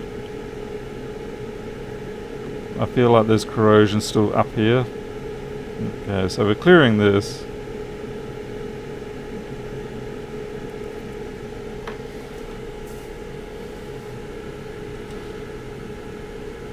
Alright, Teresa. Enjoy your sleep. Sweet, precious sleep.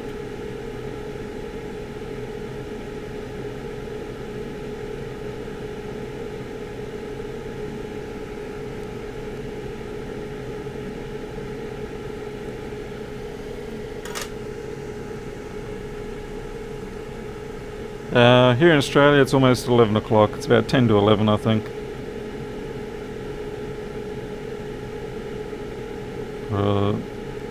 22:50 or something like that. Yeah. I keep turning the board around because it's easier for me to go left to right.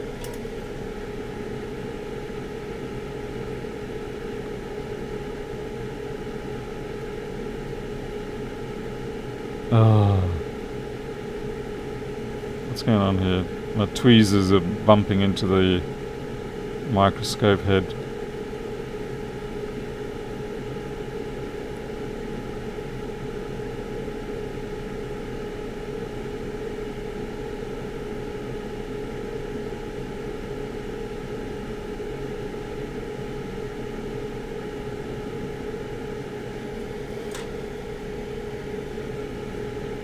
There is no real reason why I'm following the trace that was there. I could just as easily take the direct line route.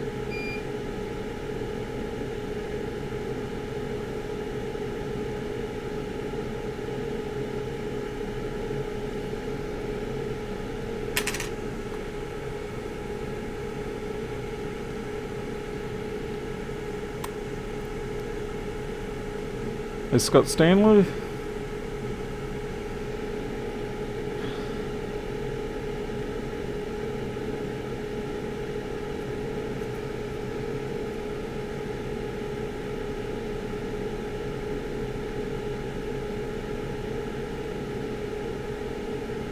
Okay, that actually looks pretty good.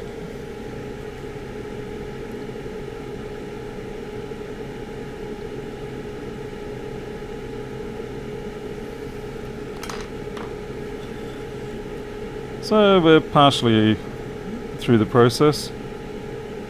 Very partially.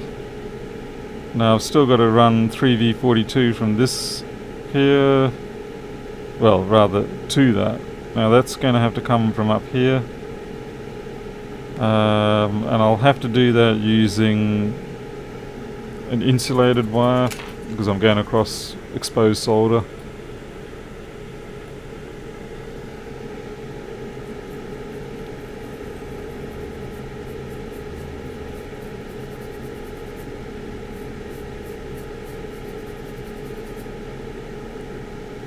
I'm just taking a chance to sit back, look at the work, see if I've missed anything dramatic.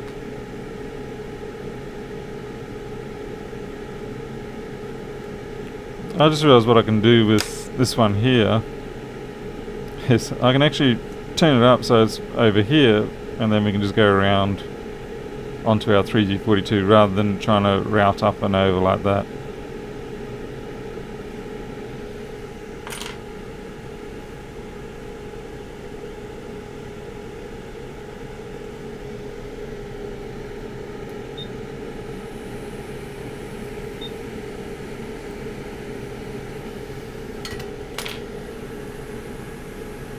Oh, that's out of focus.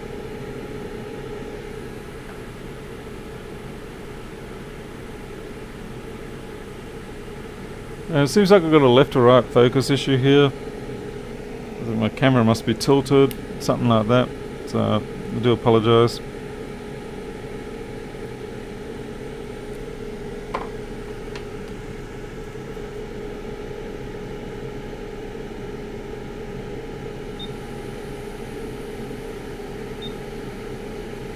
This is probably going to try and touch onto that pad.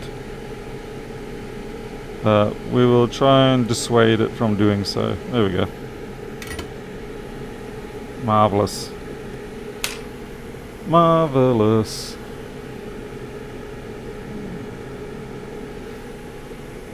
Alright. By the way, if anyone has a genuine way of fixing the 2016 touch bar critical security update loop, I would really like to know how. I've got a machine here and I've tried Ethernet thing, I've tried disconnecting the touch bar, I've tried installing the new OS, I've tried SMC reset, I've tried PRAM reset, nothing's working. Nothing. Okay, now, what was that resistor I'm meddling with? Ah, this one here. Right, we want... It's pretty much any of these three over here. Hey Ed, 2677. If I was sneaky, I could route a normal just direct strand over to there, but I have a feeling that's probably going to bite me in the butt later, so I'm going to go with an insulated strand. If there's a chance something can bite me in the butt, it's going to bite me in the butt. Because the universe does not like me. Then again, maybe the universe doesn't like me because I think the universe doesn't like me and its feelings are hurt, and so it doesn't like me.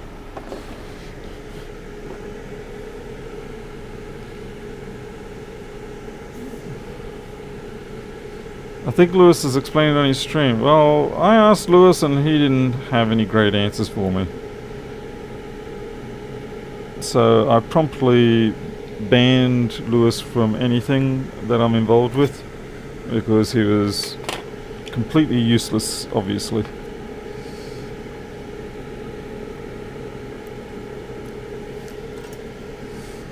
is nothing but a show pony now.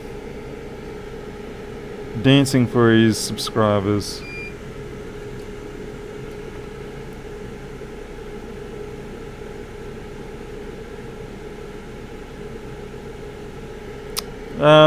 P&F, I think I did see that, but I'll go revisit it. Was that on the Discord? Because I do remember that one.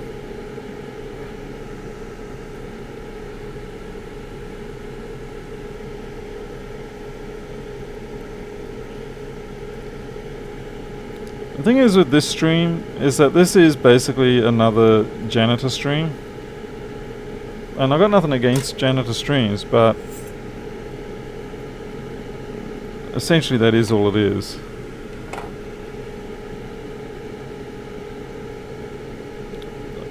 I mean, in itself there's certainly a lot of work and technique required in order to rebuild the circuitry appropriately.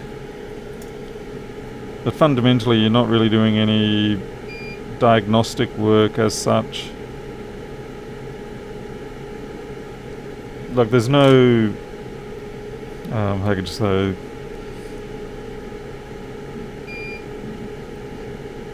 there's no work of me going through the schematic and the board view trying to ascertain what values something should be or anything like that. It's just, well, here we are, we've got a dodgy bit of corrosion, let's fix it up. And Paul has lost control of his wire. Yeah, no, I want it higher than that. Due to the universe issues that I was talking about earlier.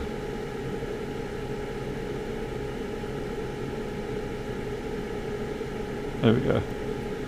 That should do it.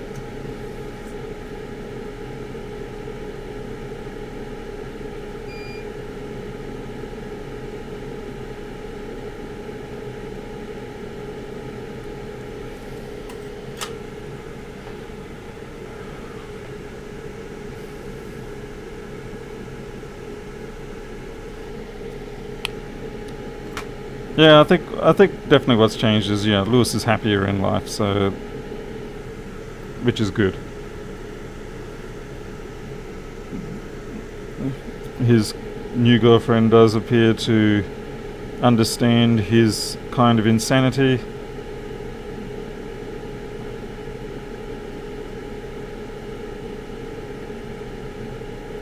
And she seems to understand his dedication to his job and what he's trying to achieve. I think with those two things, yeah, those things, it makes life a lot better for all of them. Rather than one person expecting that, well, now that I'm here, everything has to change. It's like, well, it shouldn't be like that in most cases. You should be there because you like what it is. I mean, there are certain compromises you do make, understandably. Like not dating other people anymore. But realistically, it's, you know, he's got a serious job on his hands. He's got a lot of people who depend on him, and it seems like it's working well with her, and it's good to see.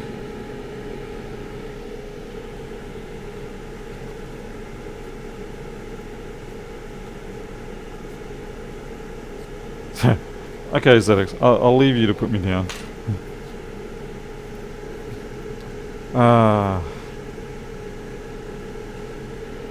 Well, certainly the whole business expansion since that story came out has been quite a change.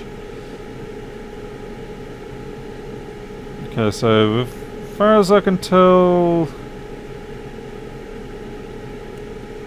Okay, was that anything? Was there anything that was supposed to go there? Did I just boo-boo? Yeah, I boo-booed. Okay, see, there's supposed to be a damn resistor there.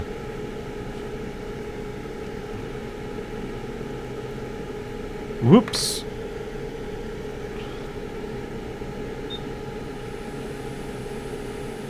Again, we'll probably do it the way of... Yeah, Oh, that's right. This one goes to 3D42 as well. Off that line. I might be able to actually see if we can get creative about that.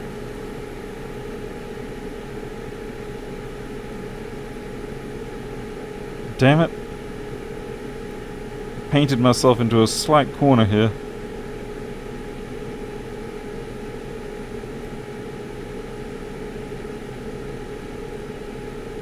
Oh, that's so annoying.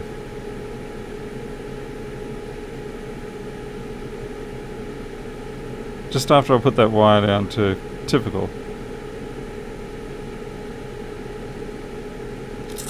What to do, what to do.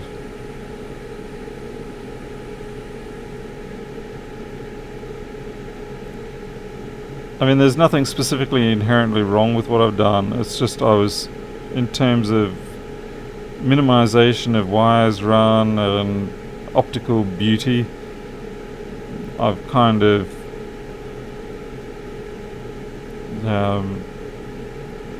stuffed things up a little bit.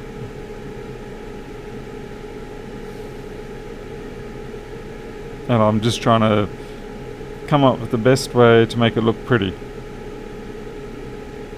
Is essentially what I'm thinking. How do I make you look the prettiest?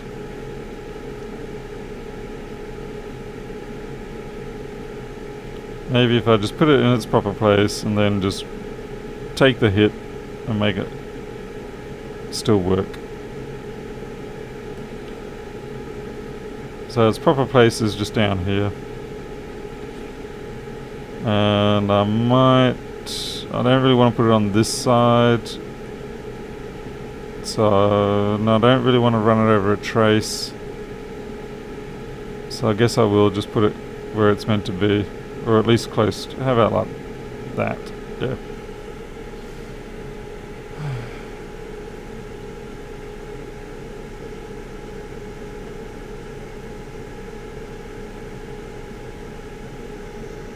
Yeah, I did see the video about King of Random, and I saw it with Cody's video, so I feel for Cody too, because the poor guy is just taking so many hits lately.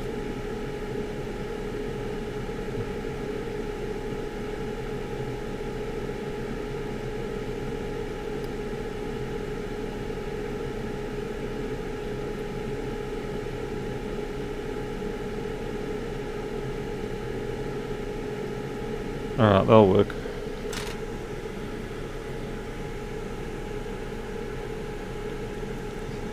Stray 77, are you referring to Lewis's nerve tick? Yeah,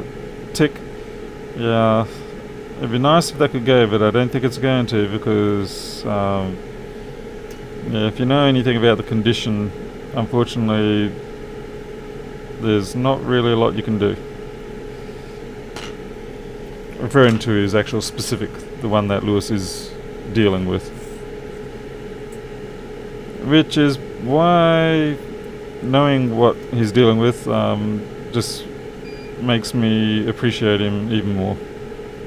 And his attitude. So I give him a lot of latitude with his attitude on the grounds of what he's dealing with.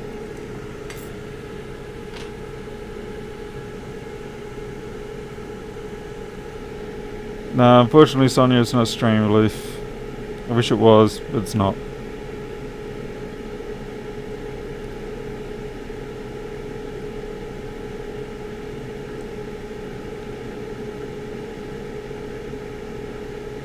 What I might do is move. My wire just went off the edge. Might move. I wonder if it will reach to there. It's not going to reach to there.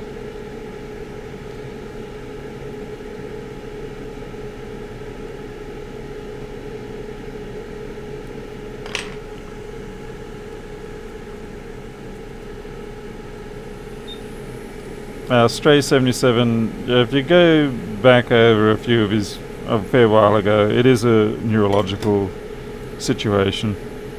I won't really talk about it much, but he did tell people a while ago.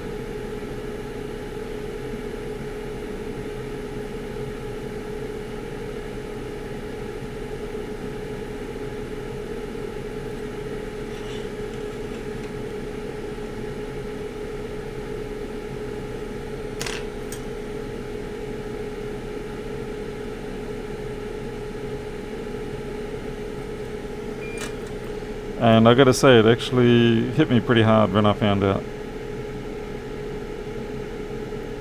Not that you can really try and ride that at all, because it's like, well, you're not the one that has to live with it.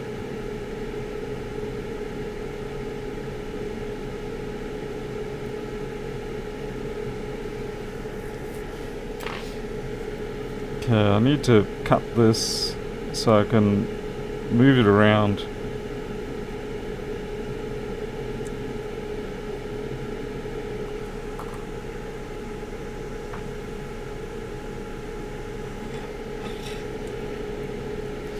And it's also why the bike accidents that he's been having have been quite distressing, because they do nothing to help the situation.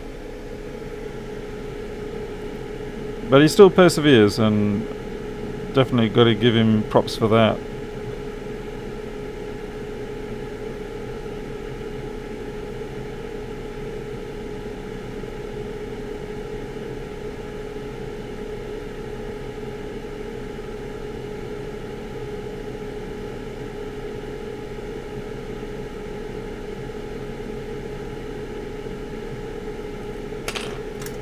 Watch me now proceed to ruin the first one.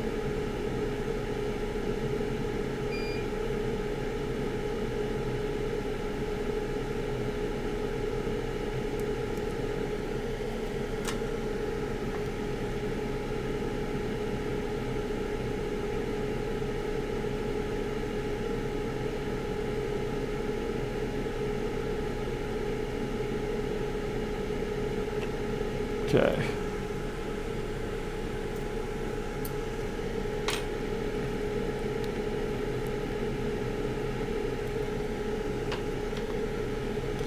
Anyway, if you want to know, it's probably something more for Lewis to disclose again, rather than me.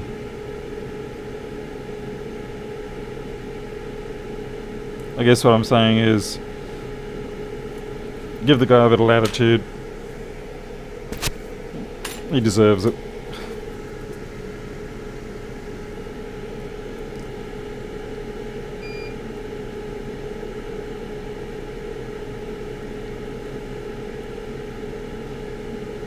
I think instead of touching that little joint up there, I should first wait till I green goo down these things and then do the touch up, because if I touch up that double join there, they're both just going to pop right on out.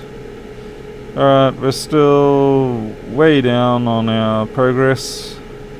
We've got to see what we can do about rebuilding this little bit of area now. Crikey, this is taking forever. And I've still got to fix up this chip here, because I just picked it up and dropped it straight back down. Hey Tradie Trev, thank you very much. Appreciate it. Thank you.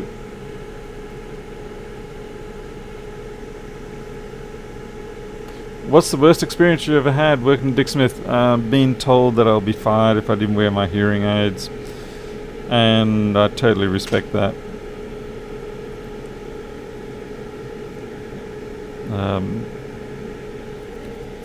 Yeah, I mean, it was fair and reasonable. I was a bit of a jerk as a kid, but then again, I suppose what kid isn't? If your kid's not a jerk when he's 15, then there's probably something wrong. And we got a broken trace there.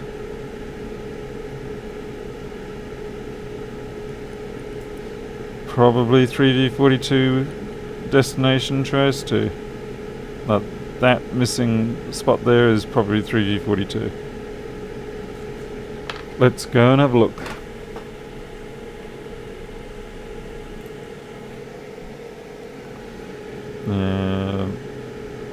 Let's see. Someone in there. Yeah, there we go. 3D42 it is. So it seems like everything fried 3D42. That's pretty amazing that it even survived. 5178, are you actually stuffed? Yeah, you're there.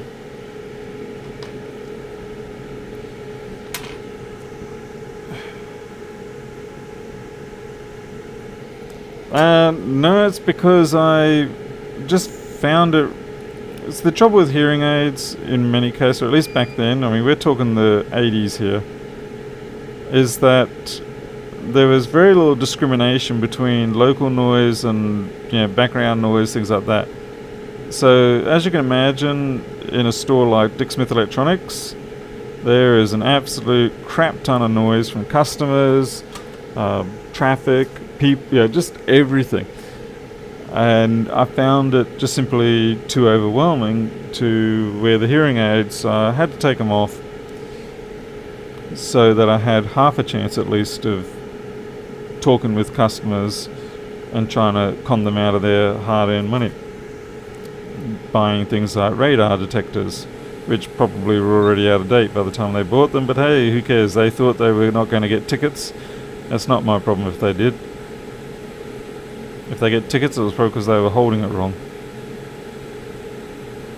But obviously at some point I must have, particularly with Saturday customer type situations, I must have heard something wrong, responded incorrectly, offended the customer, and that was pretty much the end of it. I never got fired. I did leave willingly, very willingly.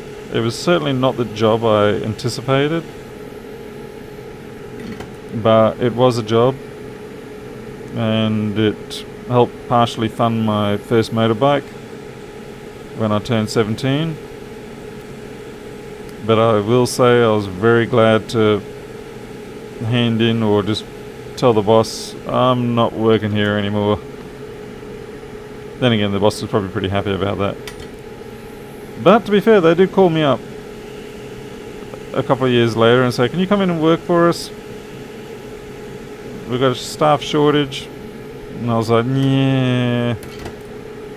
So I did it again for a little bit and I regretted that pretty damn quick.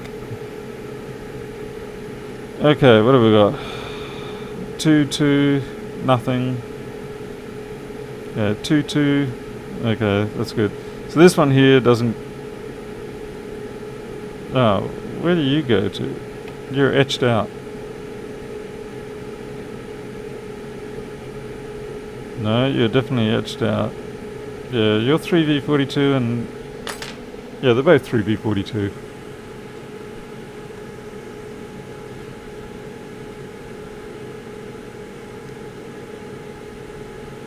Oh, it looks like I've missed chat a bit here. Hang on there. Let's see, I got on Lewis's stream about 4 years back. To me, he's a guru. He's led me to board repairs. Would not be where I am if not for him. Yeah, I found Lewis after I'd started MacBook repairs, but it wasn't very long after because it was one of the first major hits on anywhere that I googled. So...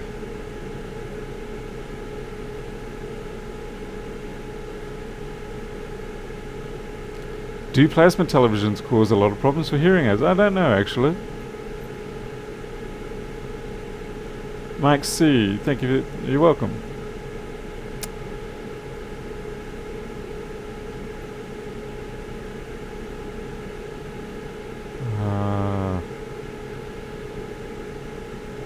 Got any 2011, 17? Oh god, no. No, if there's something I don't do, that is stock MacBook parts. Nope. That's got to be a nightmare in itself. Oh, by the way, I wasn't really beating on anyone that might have been saying anything about Lewis. It was just more a case of just letting you know that there are genuine reasons for things that are happening,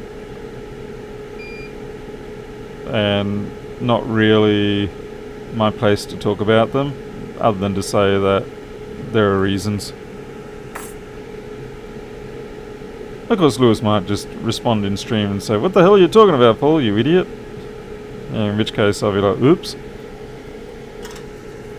So, I could be wrong yet.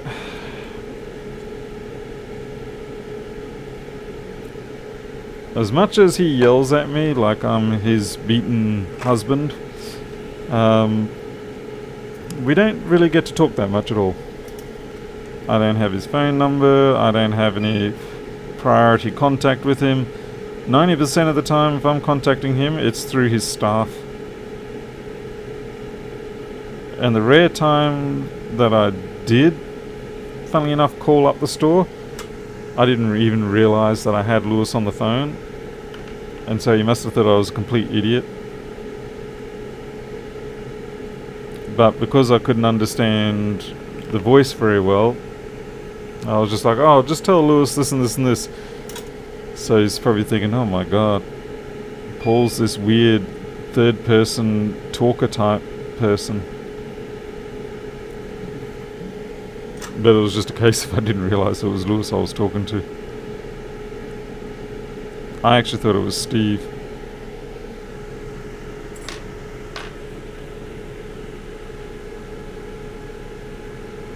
Hey, Tom Cartmill.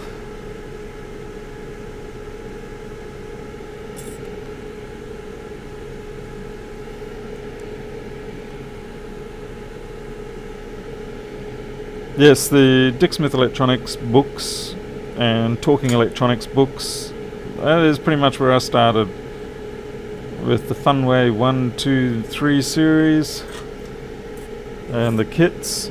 I think that's where I developed my first bit of disdain towards J-Car, because I was used to the quality of the Dick Smith kits, which came through EI, ETA or Silicon Chip or Dick Smith themselves. And then I looked at these J-Car kits and I was like, man, these are dodgy as. Alright, we've got a problem here. I want to get my 3V42 from there to there, but I've got this damn ground plane here, and every time I try to put down my insulated wire, I'm still too close for comfort, so I'll try again. Alright, that's better. Okay, I was just whinging for nothing, as usual. Pay no attention.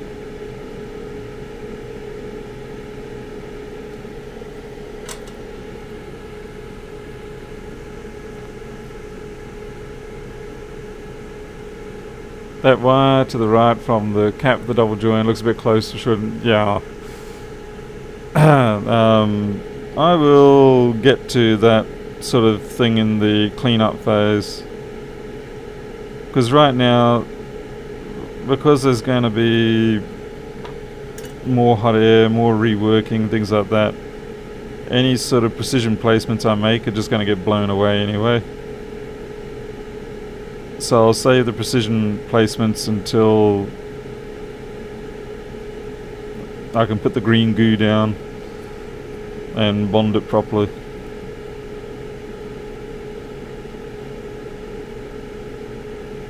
Well, that was a perfectly good big joint and I just kind of messed it up. There we go.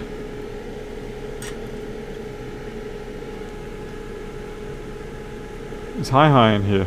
Or no? I have so much trouble keeping my soldering tips clean. Anyone have a suggestion on that? Travis, I found moving away from the wet sponge and going to the brass coiled coiled thing, that's the trick. I found the wet sponge system just doesn't seem to work very well, particularly with the sort of tips we're dealing with. I don't know why, but it just doesn't.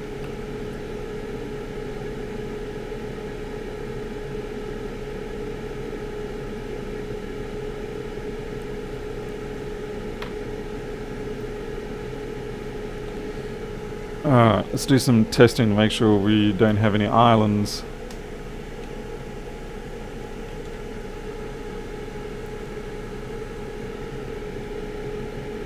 Okay, so this is 3V42, should be okay, yep, and no ground, good. Whew. It's gonna suck if this doesn't work.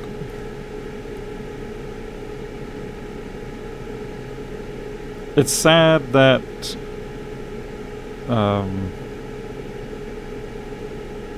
I was gonna say it's sad that we had to make it look so ugly, considering that it basically was working. Theoretically. Do you have any nail varnish in the house? ZX, I've got actual proper green goo for this sort of work.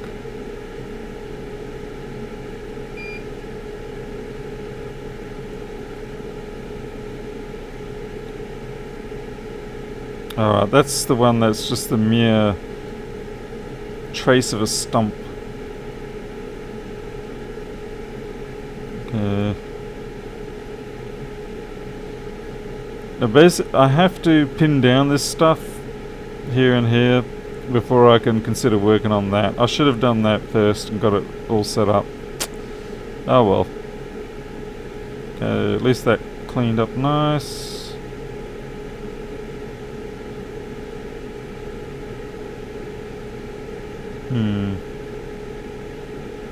Yeah, so now we've got to wash it a bit, put the green goo down, and then we can reheat it.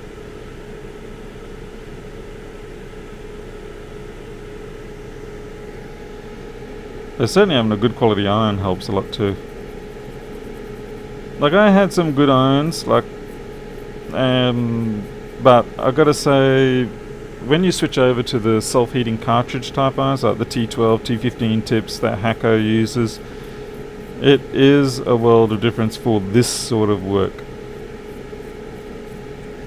For pin through large scale type stuff, normal, what humans would call normal electronic sizes, it doesn't really matter quite as much, but for surface mount, it's a massive difference.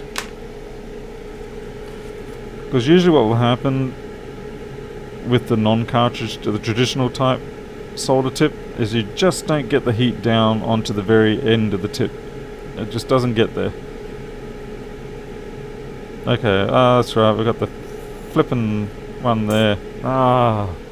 When will this end?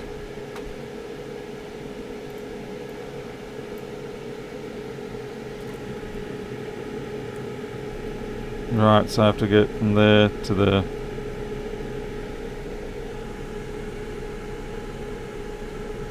Boost mode.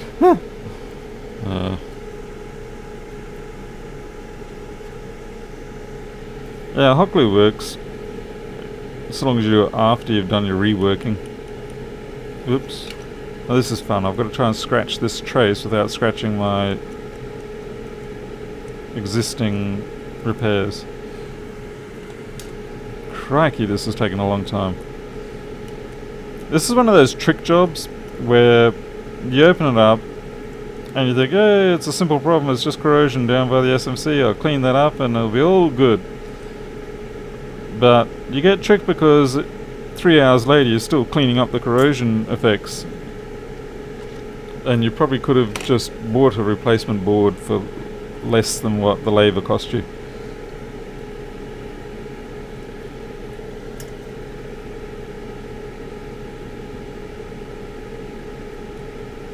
Yeah.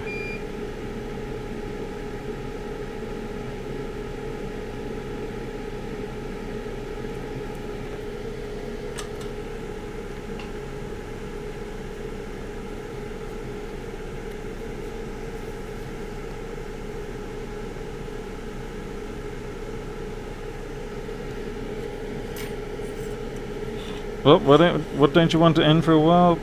Pin through? Man, I can't wait for that stuff to just disappear.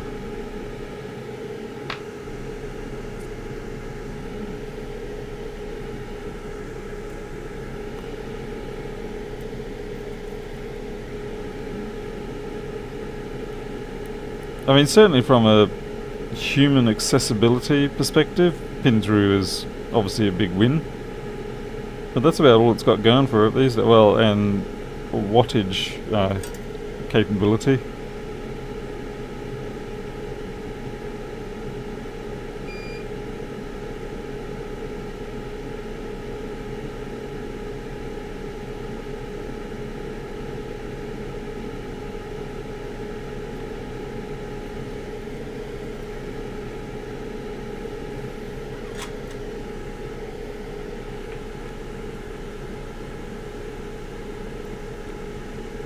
So what else would I be doing? What you mean apart from this? Right now I could be catching up on some Netflix.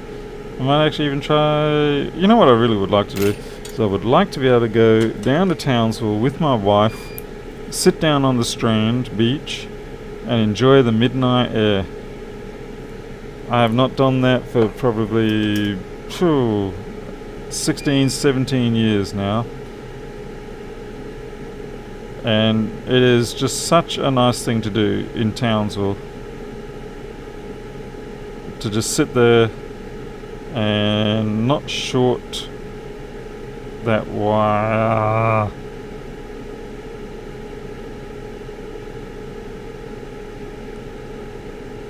A tricky little SOB of a thing to fix this one.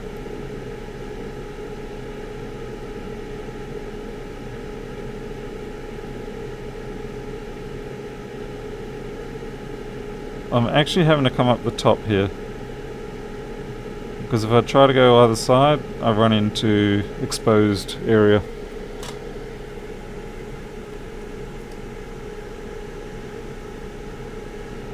Yeah, well that's the thing, there's no real mosquitoes down on the Strand when the ocean wind is blowing, particularly not at midnight.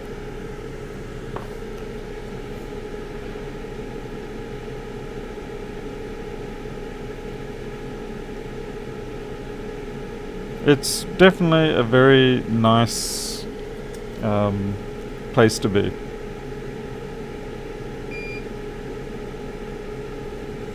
Alright, now I'm gonna ignore what I said earlier.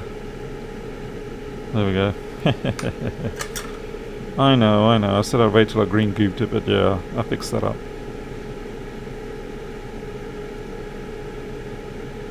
What a train wreck. As long as it works.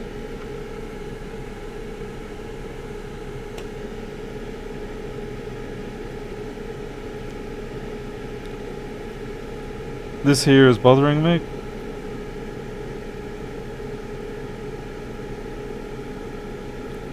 See, it's just riding in a little bit too close. I think this needs to come back, because that copper there is part of that ground plane. Ah, that's frustrating. What I should have done is just clear away almost all of that ground plane. There's no real need for it to be there.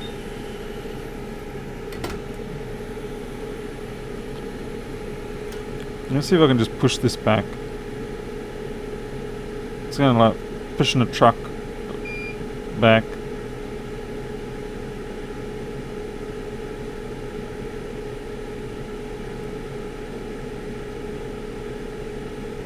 Crap.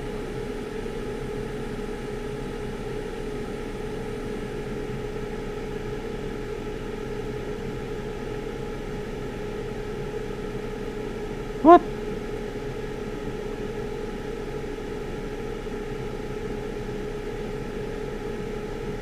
You lying little SOB.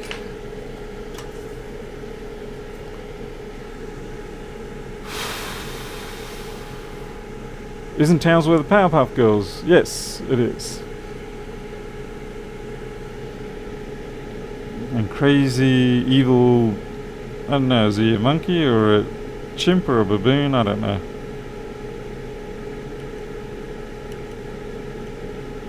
And that will probably be Clive Palmer. I don't know how that guy is staying out of jail.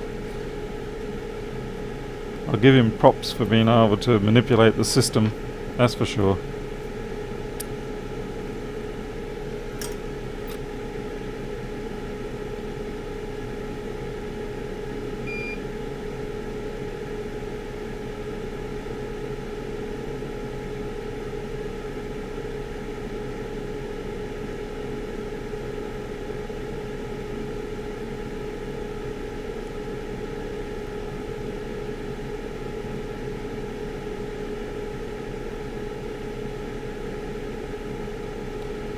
Wow, this is really not pretty.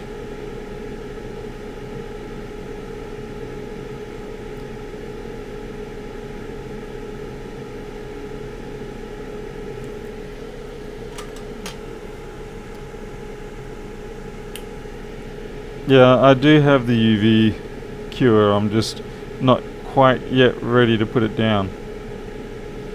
Because the other problem is, once you put it down, it does limit your reworkability due to the temperature limitations.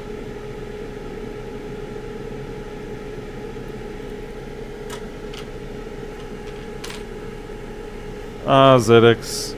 I know I am, but it's what makes me me.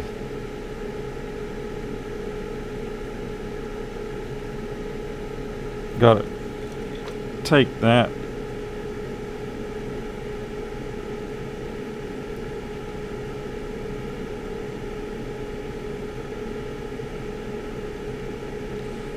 Okay, make sure we don't have a short between 3v42 and ground. See. Okay. Okay, no short. That's good. That was intentional, that one. Lost my tip. Okay. Alright, we're all looking good there.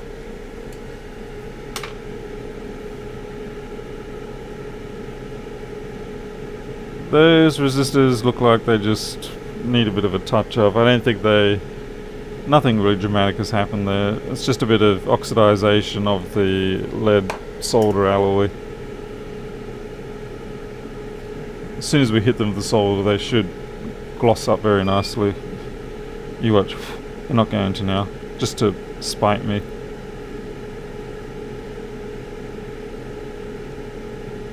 Gloss up your little things. Yeah. They're good. They're okay.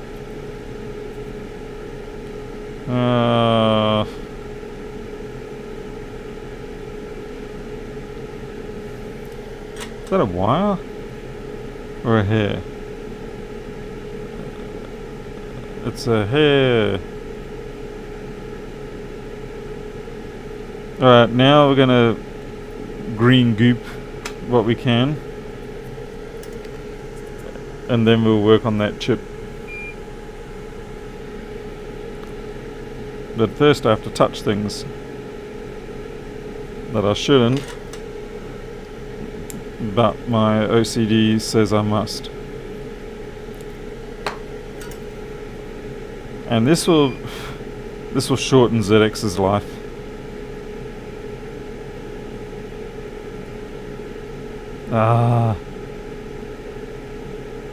So the trouble I have here is that the ground plane is sucking up all my heat. So it actually wants hot air.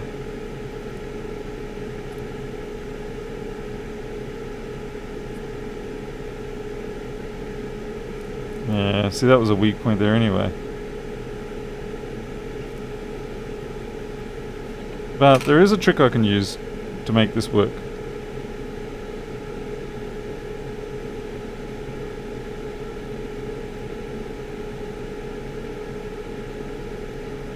And that might be... leave it the damn hell alone, Paul.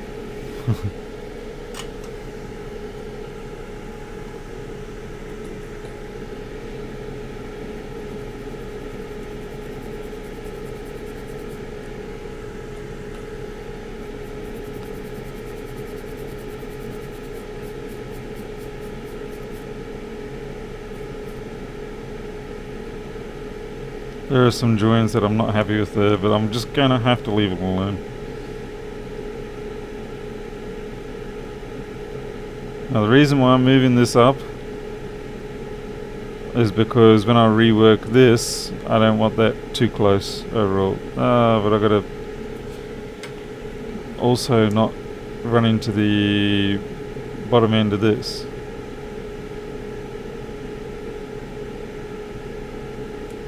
Good enough?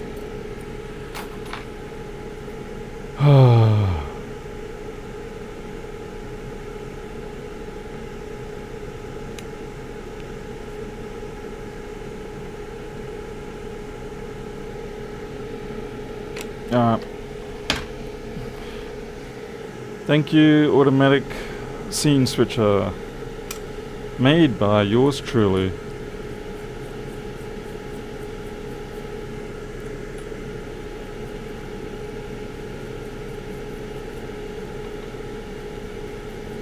I really don't know how people can live without at least some level of automatic scene switching. It would drive me insane to have to push a button every time I want to switch back.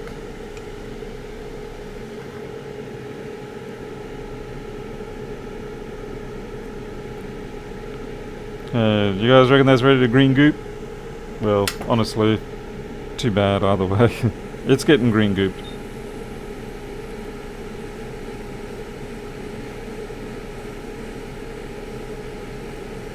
I'll probably just goop the wires,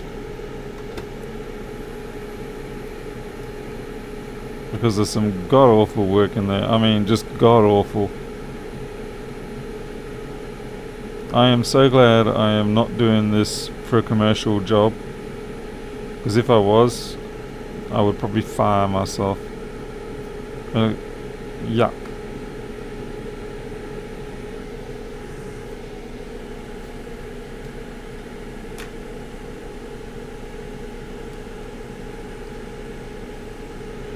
Try it first. Yeah, okay, yeah. You make a persuasive argument there.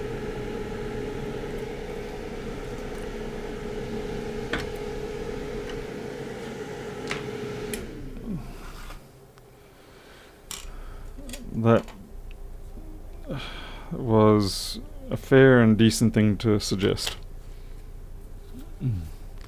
How's it triggered with the auto scene switching? I have a compass switch on it that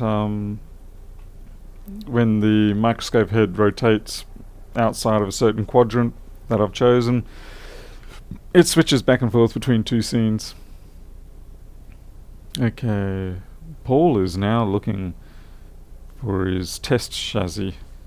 Now I know I can put it back into the original one, but I like the original one so much that I am going to make it my preferred chassis, and as such I don't wish to risk it with a dodgy board job like I just did.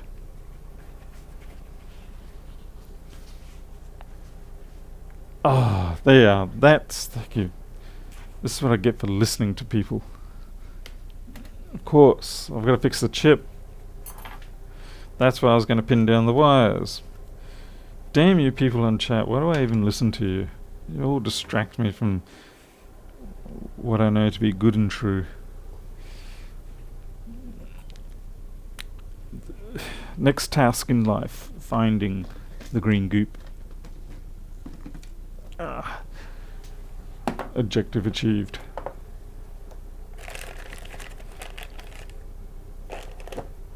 Is this the good one or it's the dodgy one. Green goop goes off if you don't keep it in the dark, funnily enough. Who would have thought UV cured stuff would cure on its own in the daylight? Shock horror.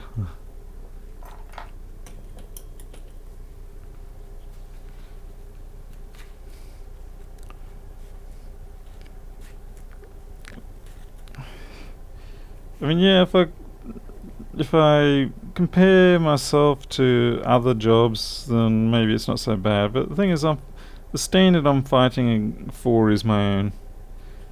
You know what I'm going on about. I know you're trying to help, but you know what I'm talking about.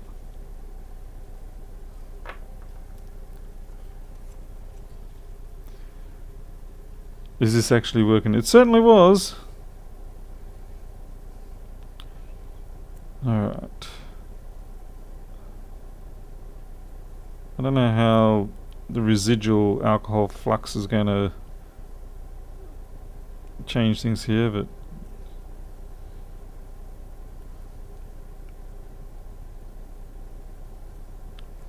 I just want to protect some zones like that.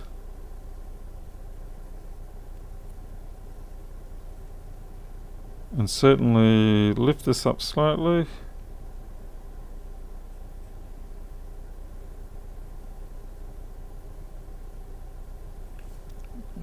So I would have liked to remove those mountains of solder, but it just wasn't happening.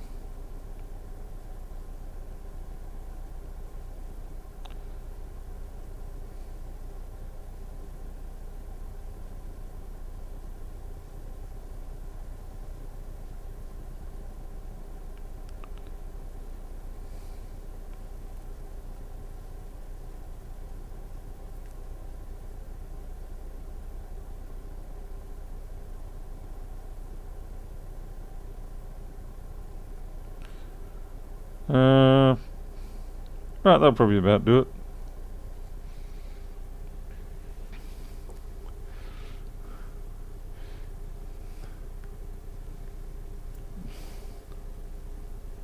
Hot glue. Hot glue is not going to help me when I put hot air down there.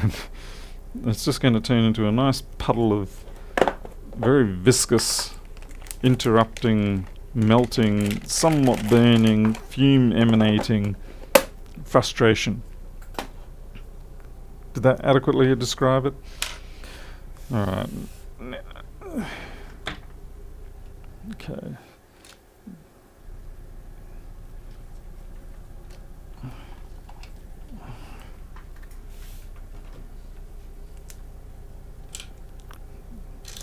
Yeah, one-eyed alien. Leela. Right, I need a USB power brick.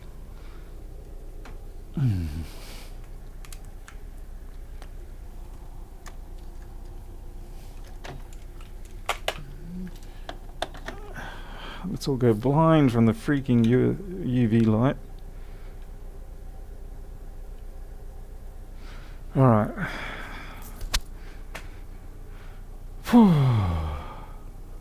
Let's see, where's the time?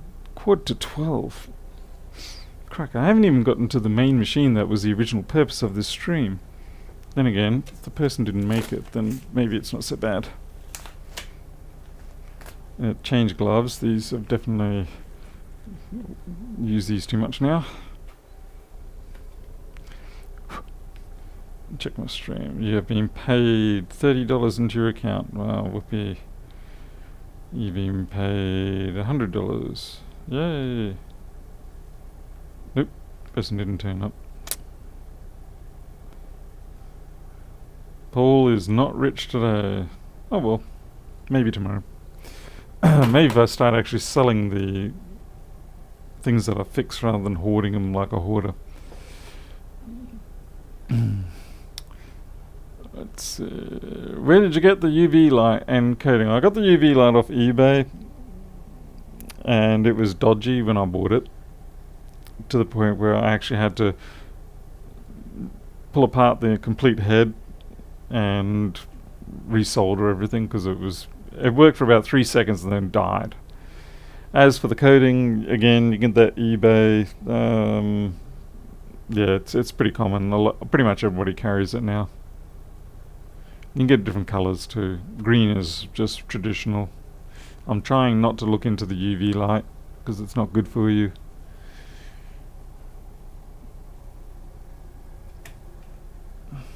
Let's see if it's even partially cured yet. Somehow hair got on there. How typical. What? I thought I cleaned that off.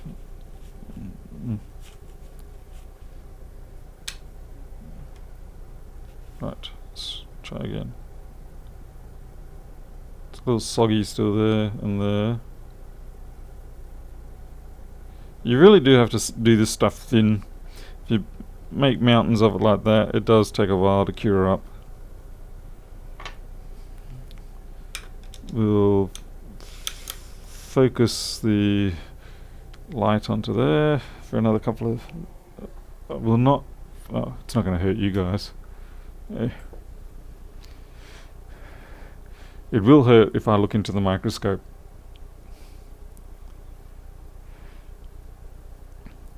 Christina, thank you very much. I greatly appreciate that. And yeah, I'll take a cup of coffee gladly. I haven't had enough today. I've only had 2, and that was on the road. Tanaka, this repair is not costing anything because it's actually my own board. This is one that was given to me today. The only real cost for me is that I am going to be getting the data off the solid state drive to give to the customer.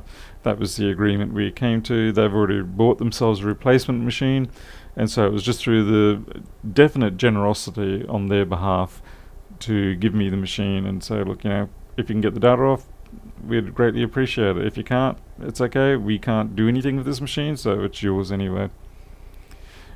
It doesn't happen very often when you get people that are generous like that, but it is very nice when they do. And it's a realistic sort of generosity in the sense that, I mean, what are they going to do with it? Okay, to be fair, they could eBay it and probably get a reasonable amount. Okay, that's hardened up now, so we're good. That should stop things going all squirrely, except for maybe that one there. Damn it. Those two might fly off, but we have to get to work on this one.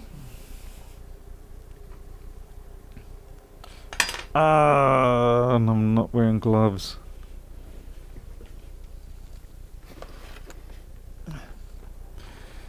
I mean, is it lucky or is it just... I don't know. I mean, I certainly didn't lie about anything. I just said to people, so, has anyone got old MacBooks that are dead, can't be fixed, or too expensive to be fixed or whatever? If so, let me know what you've got, how much you want for it, and we'll see what we can do. And I find in a lot of cases people are simply happy to be generous of the opportunity they can do so. You know, people do enjoy being charity. What's the word I'm after? People enjoy giving charity.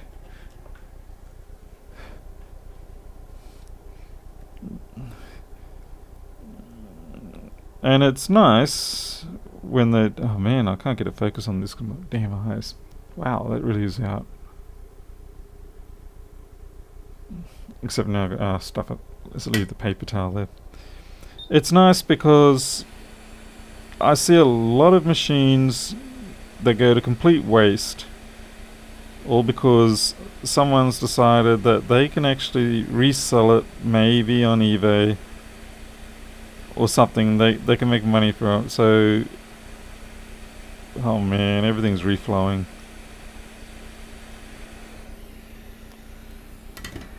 And so all that happens is the machine just languishes. It never gets fixed and just becomes landfill. Whereas at least this way, the machine gets fixed, it serves a purpose, the person gets the good feeling of being, you know, they've given charity, and they've earned favour with me, which may or may not be a good thing depending on your perspective of me.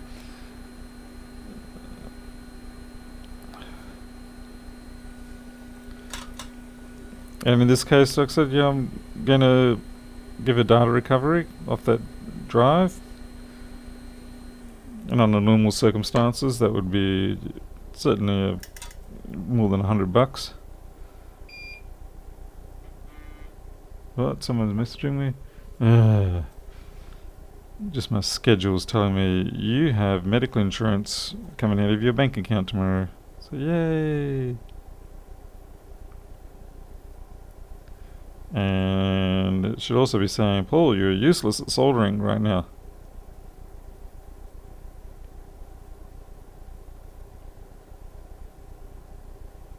Oh damn it. It wasn't kidding, I really am.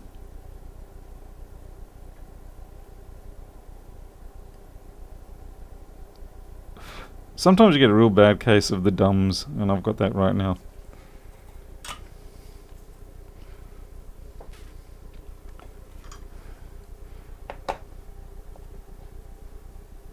Is it the same effect of archive and using electrical? I guess it would be, actually. Yeah.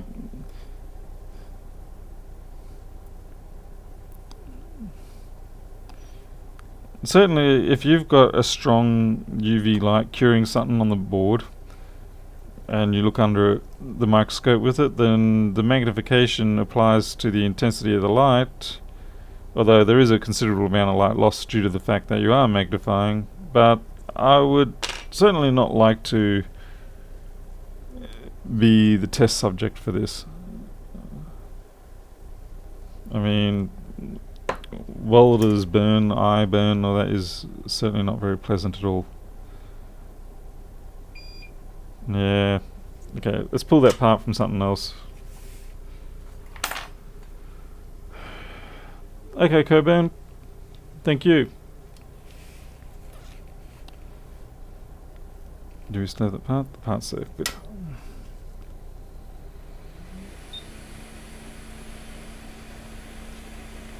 To be fair, even if this board hadn't worked, I would have been happy for the fact that it has a working chassis on it. I can fix a bunch of boards, you know, I can get them on eBay and stuff like that. They're moderately available, but known good working chassis, that's the hard thing. Okay, so what have we got? The VF, so up this corner here.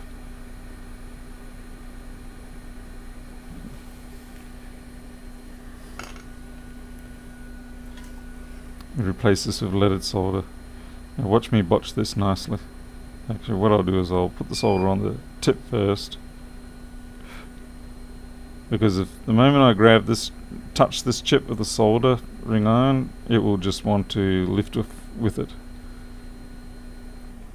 Ah, damn. It's alright. Swearing, it's getting late, I'm getting tired, and there's not enough flux in this thing.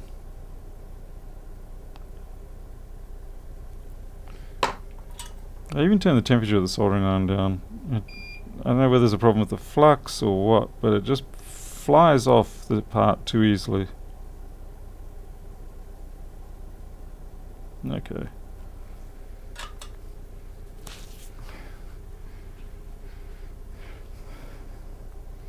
This has certainly got to be with the longest streams I've ever done. 3 hours now. Okay, that's definitely the longest stream I've ever done. And we have no idea the orientation of this part now. And there's no key indications on the bottom.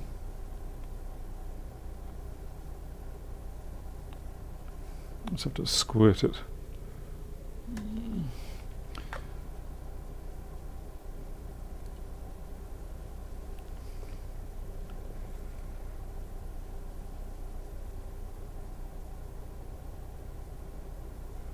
Right, so it looks like we're that way up. And unfortunately I'm holding it with the wrong hand.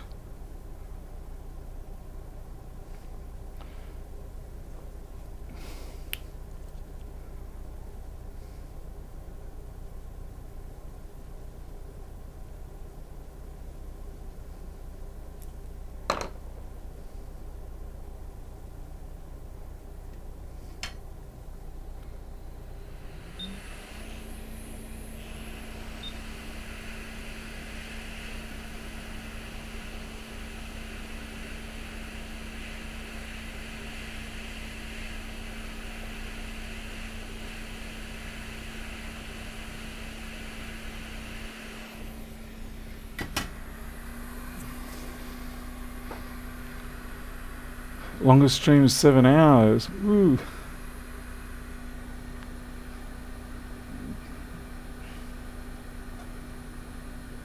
That kind of looks like it's sitting off a bit. Hopefully it should be okay. Most important thing for us to check right now is that we do not have a short between 342 and the ground still. We're good. Good. I might check the pins on that. All in. So the first, no, that's not going to be able to be checked.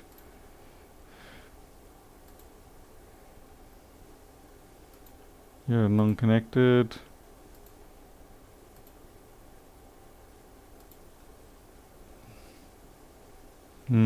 Alright. Should be good.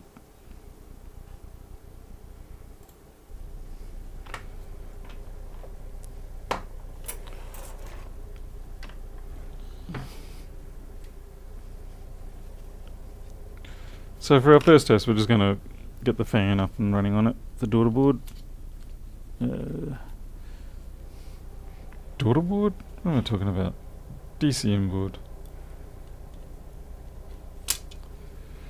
Let's see if I've got a... No, 1369 is no good to me.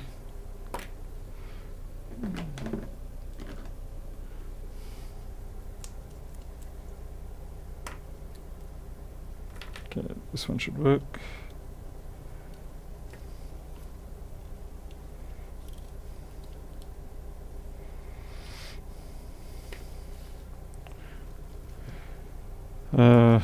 We'll put a USB stick in as well, just to see if we get any life.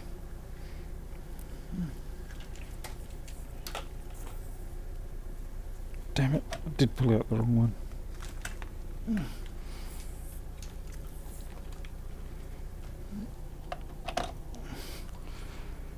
Alright, see if we get a flashbang.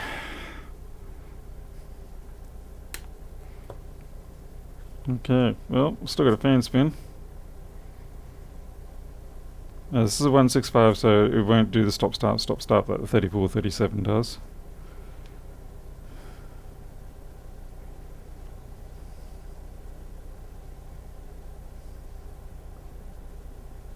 Okay, I think I just saw it flash blue. You actually probably can see it better than I can. The camera seems to respond better to blue.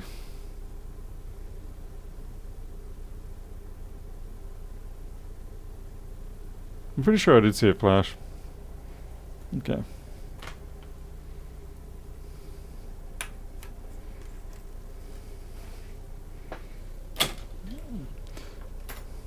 Oh, I know what I can do. I'll just put my...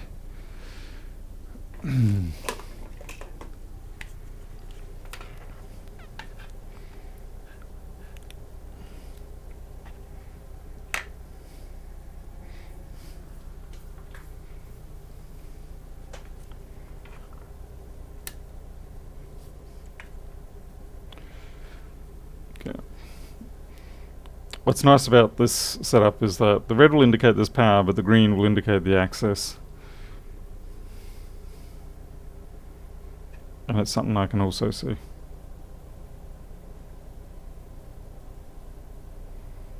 Yep, there we go. We're alive. Cool. Okay. Now I'll put it into the chassis and verify that things work. I'm not going to probably bother putting the solid state drive back onto this board. Instead I'll just use a adapter board that I have. Just a fair warning with adapter boards for the 12 plus 16 SSDs that these units use. They are quite expensive. So if you see one that's like $10 or $20, it's probably not legit. The reason why they're expensive, I believe, is because they require a certain degree of translation electronics or something. Pernov will know why they're expensive.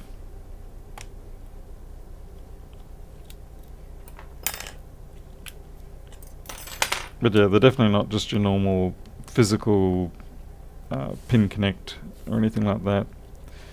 There's a lot more work to them.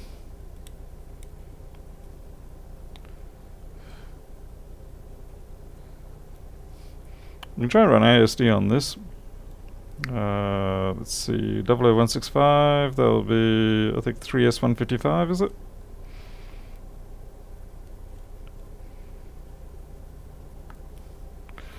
I am most likely wrong.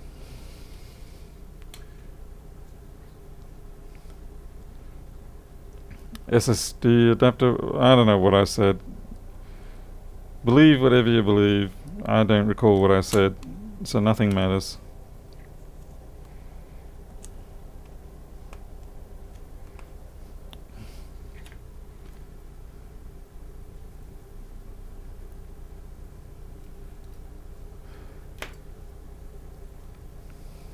Stay in RA, I don't think so. No, there definitely should be around about the 7080, even on places like AliExpress. They're up in the 7080, well, 5060 mark. So there's definitely a difference. The ones, unless you're thinking of going SSD to like standard PC type SSDs, not the M2, it's a different one, MVI. Oh, crikey, what am I doing plugging that in? No, that's what I want. This is to go from being able to, from one of these, the MacBook ones, so that you can access it through USB into your PC or whatever. That's the expensive adapter.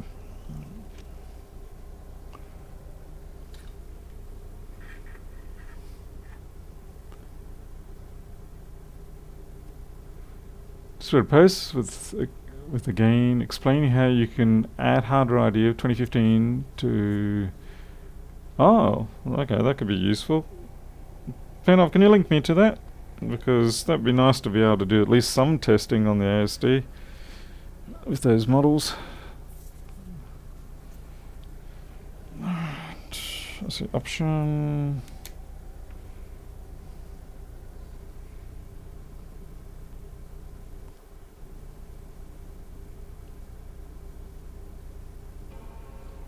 Oh, I think that just bonged. Fairly sure that just bonged. Yep, there we go. Just a few ASD tests. So 55 OS, pretty sure that's it.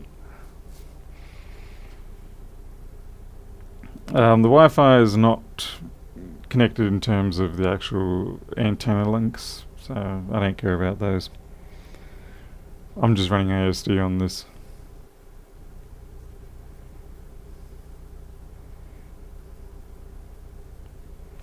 Oh, it's the wrong one. Panov, which ASD do I run for this one? This is a 00165.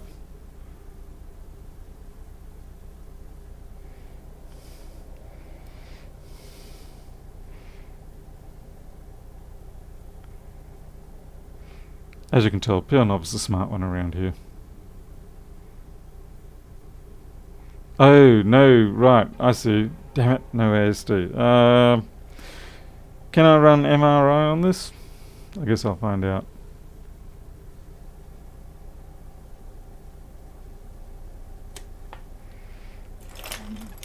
Easiest way to find out is you plug MRI in and you turn it on.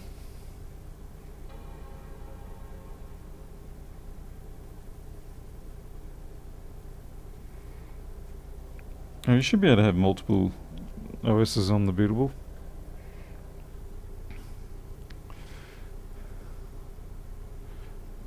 Sorry, Piano. I'm half asleep. My apologies. You do good work and I just make a mockery of it. I apologize.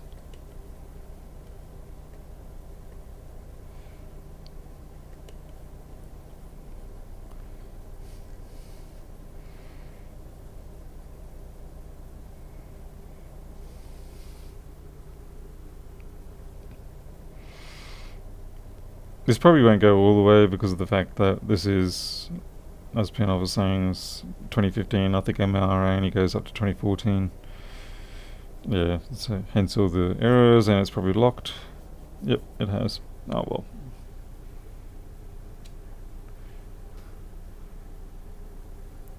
Penov, I can help you with that. It would be a pleasure to actually be useful to you for a change.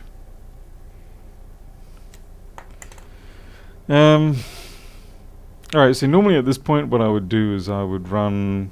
Oh, maybe I can. I can put my...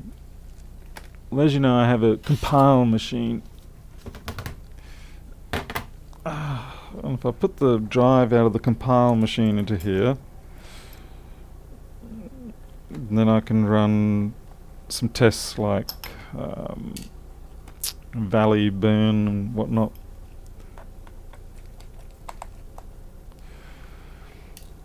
Pardon me.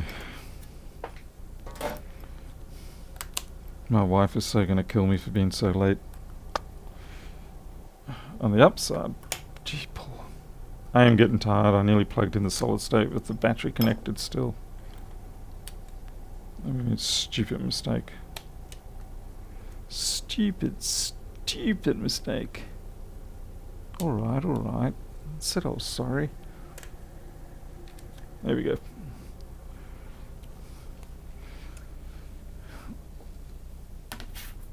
Okay.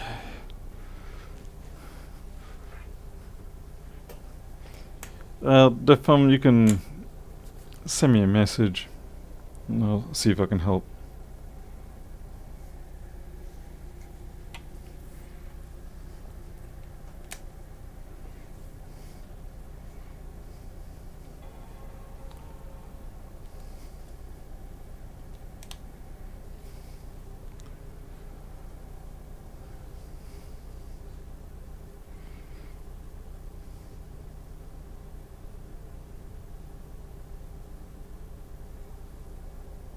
What have I done here?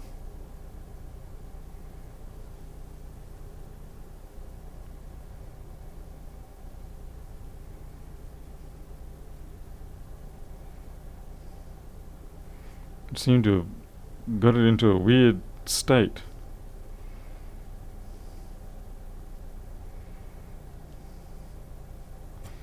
It doesn't need that.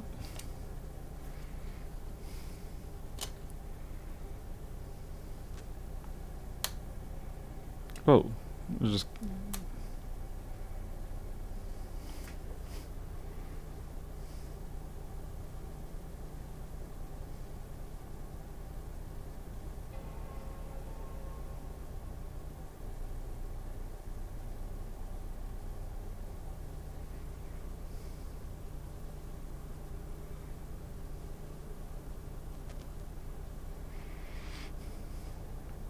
This is not bonging.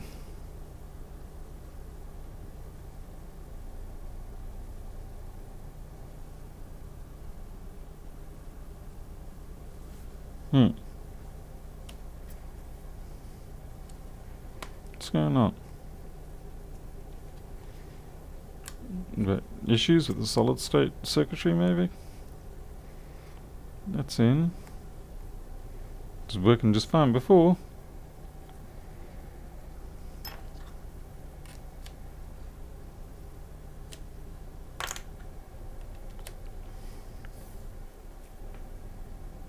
I've kind of killed my MagSafe connector quite badly.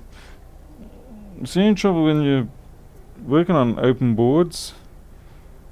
That's just weird, it's just faded out. Seeing trouble working on open boards and free MagSafe connectors floating around is that it can be very easy to misconnect them, causing quite a lot of sparks and pitting of the contacts.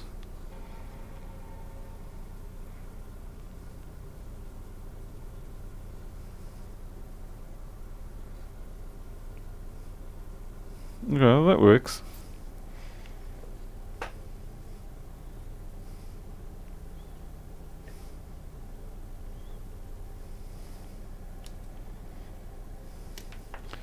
Now the only thing I can think of, I'll leave this stick in here.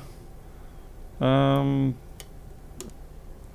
would imagine though this board should support the new AFS.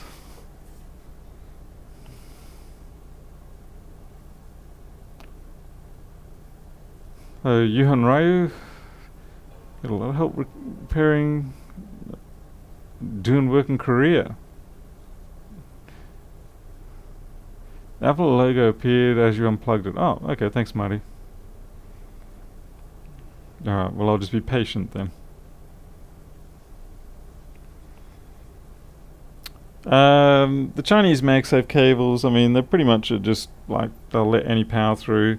They won't work with boards like this, the 00165. They just won't work, as far as I know anyway.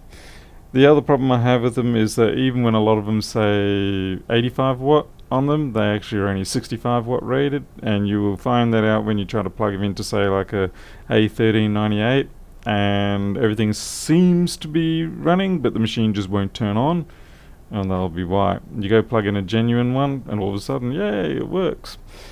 Yeah, someone lost a lot of time trying to work that one out one day. This is something you only generally do once. Okay, let's see if we can get this.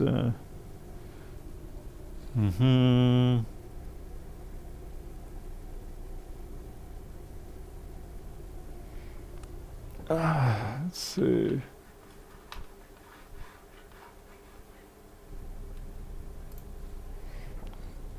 You kidding me?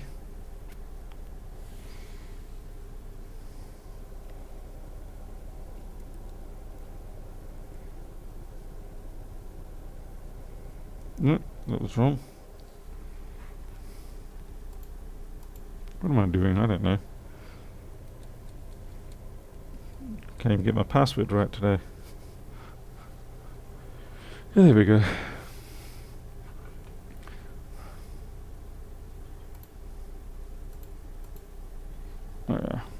Alright, so this is actually the machine I used to build Flexboard View on. Now, I need to see if... I bet you I don't have it though. Find a... Applications...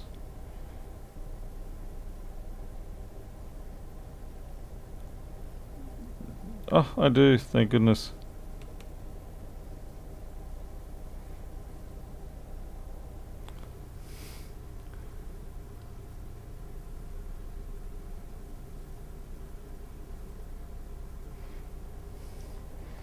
Alrighty, let's run our dear little valley test and see if we can kill our board. I think loading it's just killing it.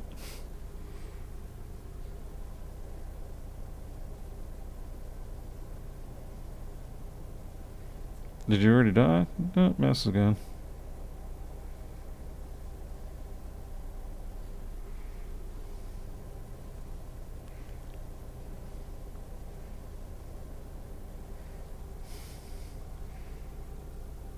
I don't seem to have sound though.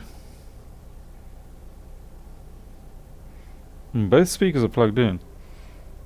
And this normally has very annoying sound.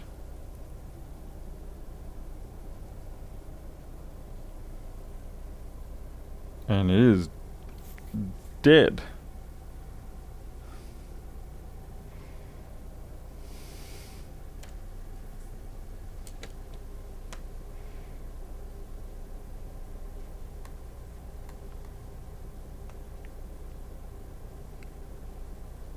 So we do have another issue somewhere.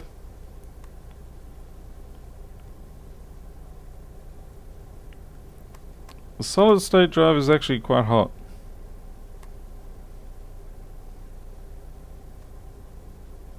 Actually very hot.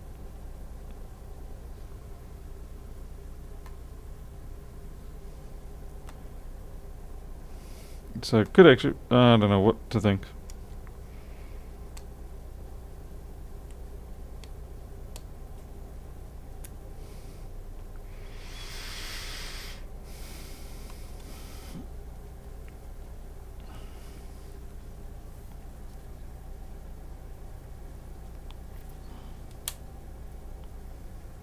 Let's try that again. Because if it doesn't work the first time, try it again. Like it's going to change. I'm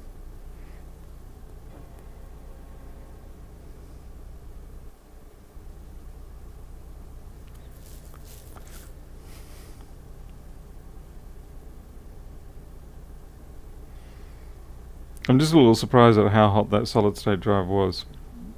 Oh, it was probably, okay, to be fair, it's probably closer to like 46, 47 degrees. So you can put your finger on it and it's not going to burn you, but you sort of think, yeah, another 10 degrees and that's going to burn. But that shouldn't have crashed out like that. So I don't know whether maybe the thermal compound on the CPU, I don't know, maybe there's a bad RAM chip in there. Yeah, well, we'll see how we go once this test is done. Okay.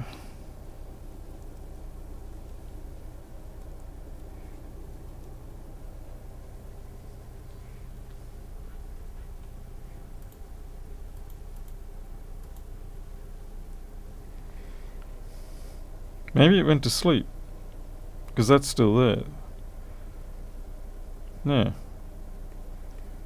That still doesn't make sense.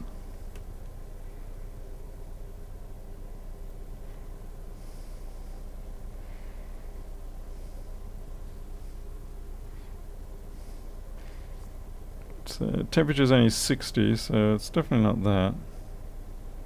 Like I said, I don't have sound. Oh, probably because maybe it's not on.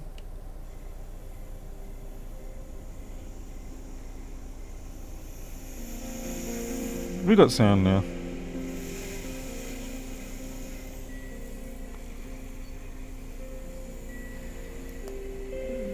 79, 80,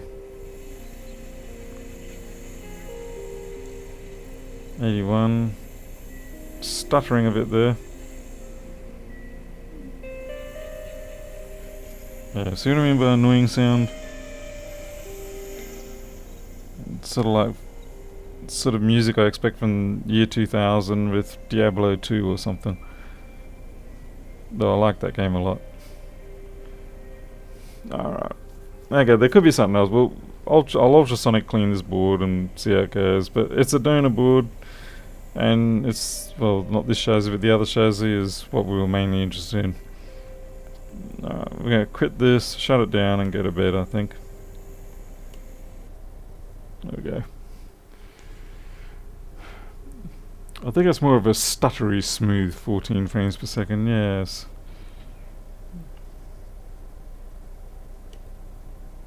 Shut down.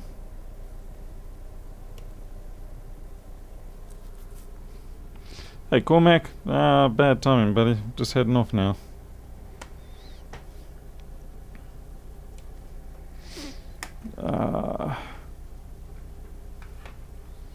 Big man, I've got to change the ordering of this. Oh, that's better. Alright, that's it. So we threw away the first machine, the main board, although the chassis was good on that too. It was just that the board itself was ruined. We found this one worked just fine, amazingly, considering when we looked at, when you saw the amount of damage that was on that board and the amount of reworking, rewiring we had to do. And again, the chassis was good, so that's two big wins for us. The only downside is we didn't get to the main machine, which I was intending to do tonight, which has the optical, the hard set optical output because of the damage of the jack. I was hoping for the person to turn up so that they could watch the stream, but I'll just schedule it for tomorrow as a separate one entirely. It won't be a very long stream that unless there's something else wrong with the board, because usually with that particular job you just knock off R6805 or 6905, I can't remember. It's one of those, and it should resolve the issue. But it still would have been good to actually show it on a video. So long one for me today. Thank you very much for watching. Thank you for all those who contributed, and thank you all those who are buying Plex Board View licenses and supporting me and everything else. It is definitely all appreciated very much. So I'm going to now tottle off. It's too late for coffee, so I'll just have to settle for some orange juice and maybe some breakfast cereal and then go to sleep. So until next time, you'll take care. I'll see you later.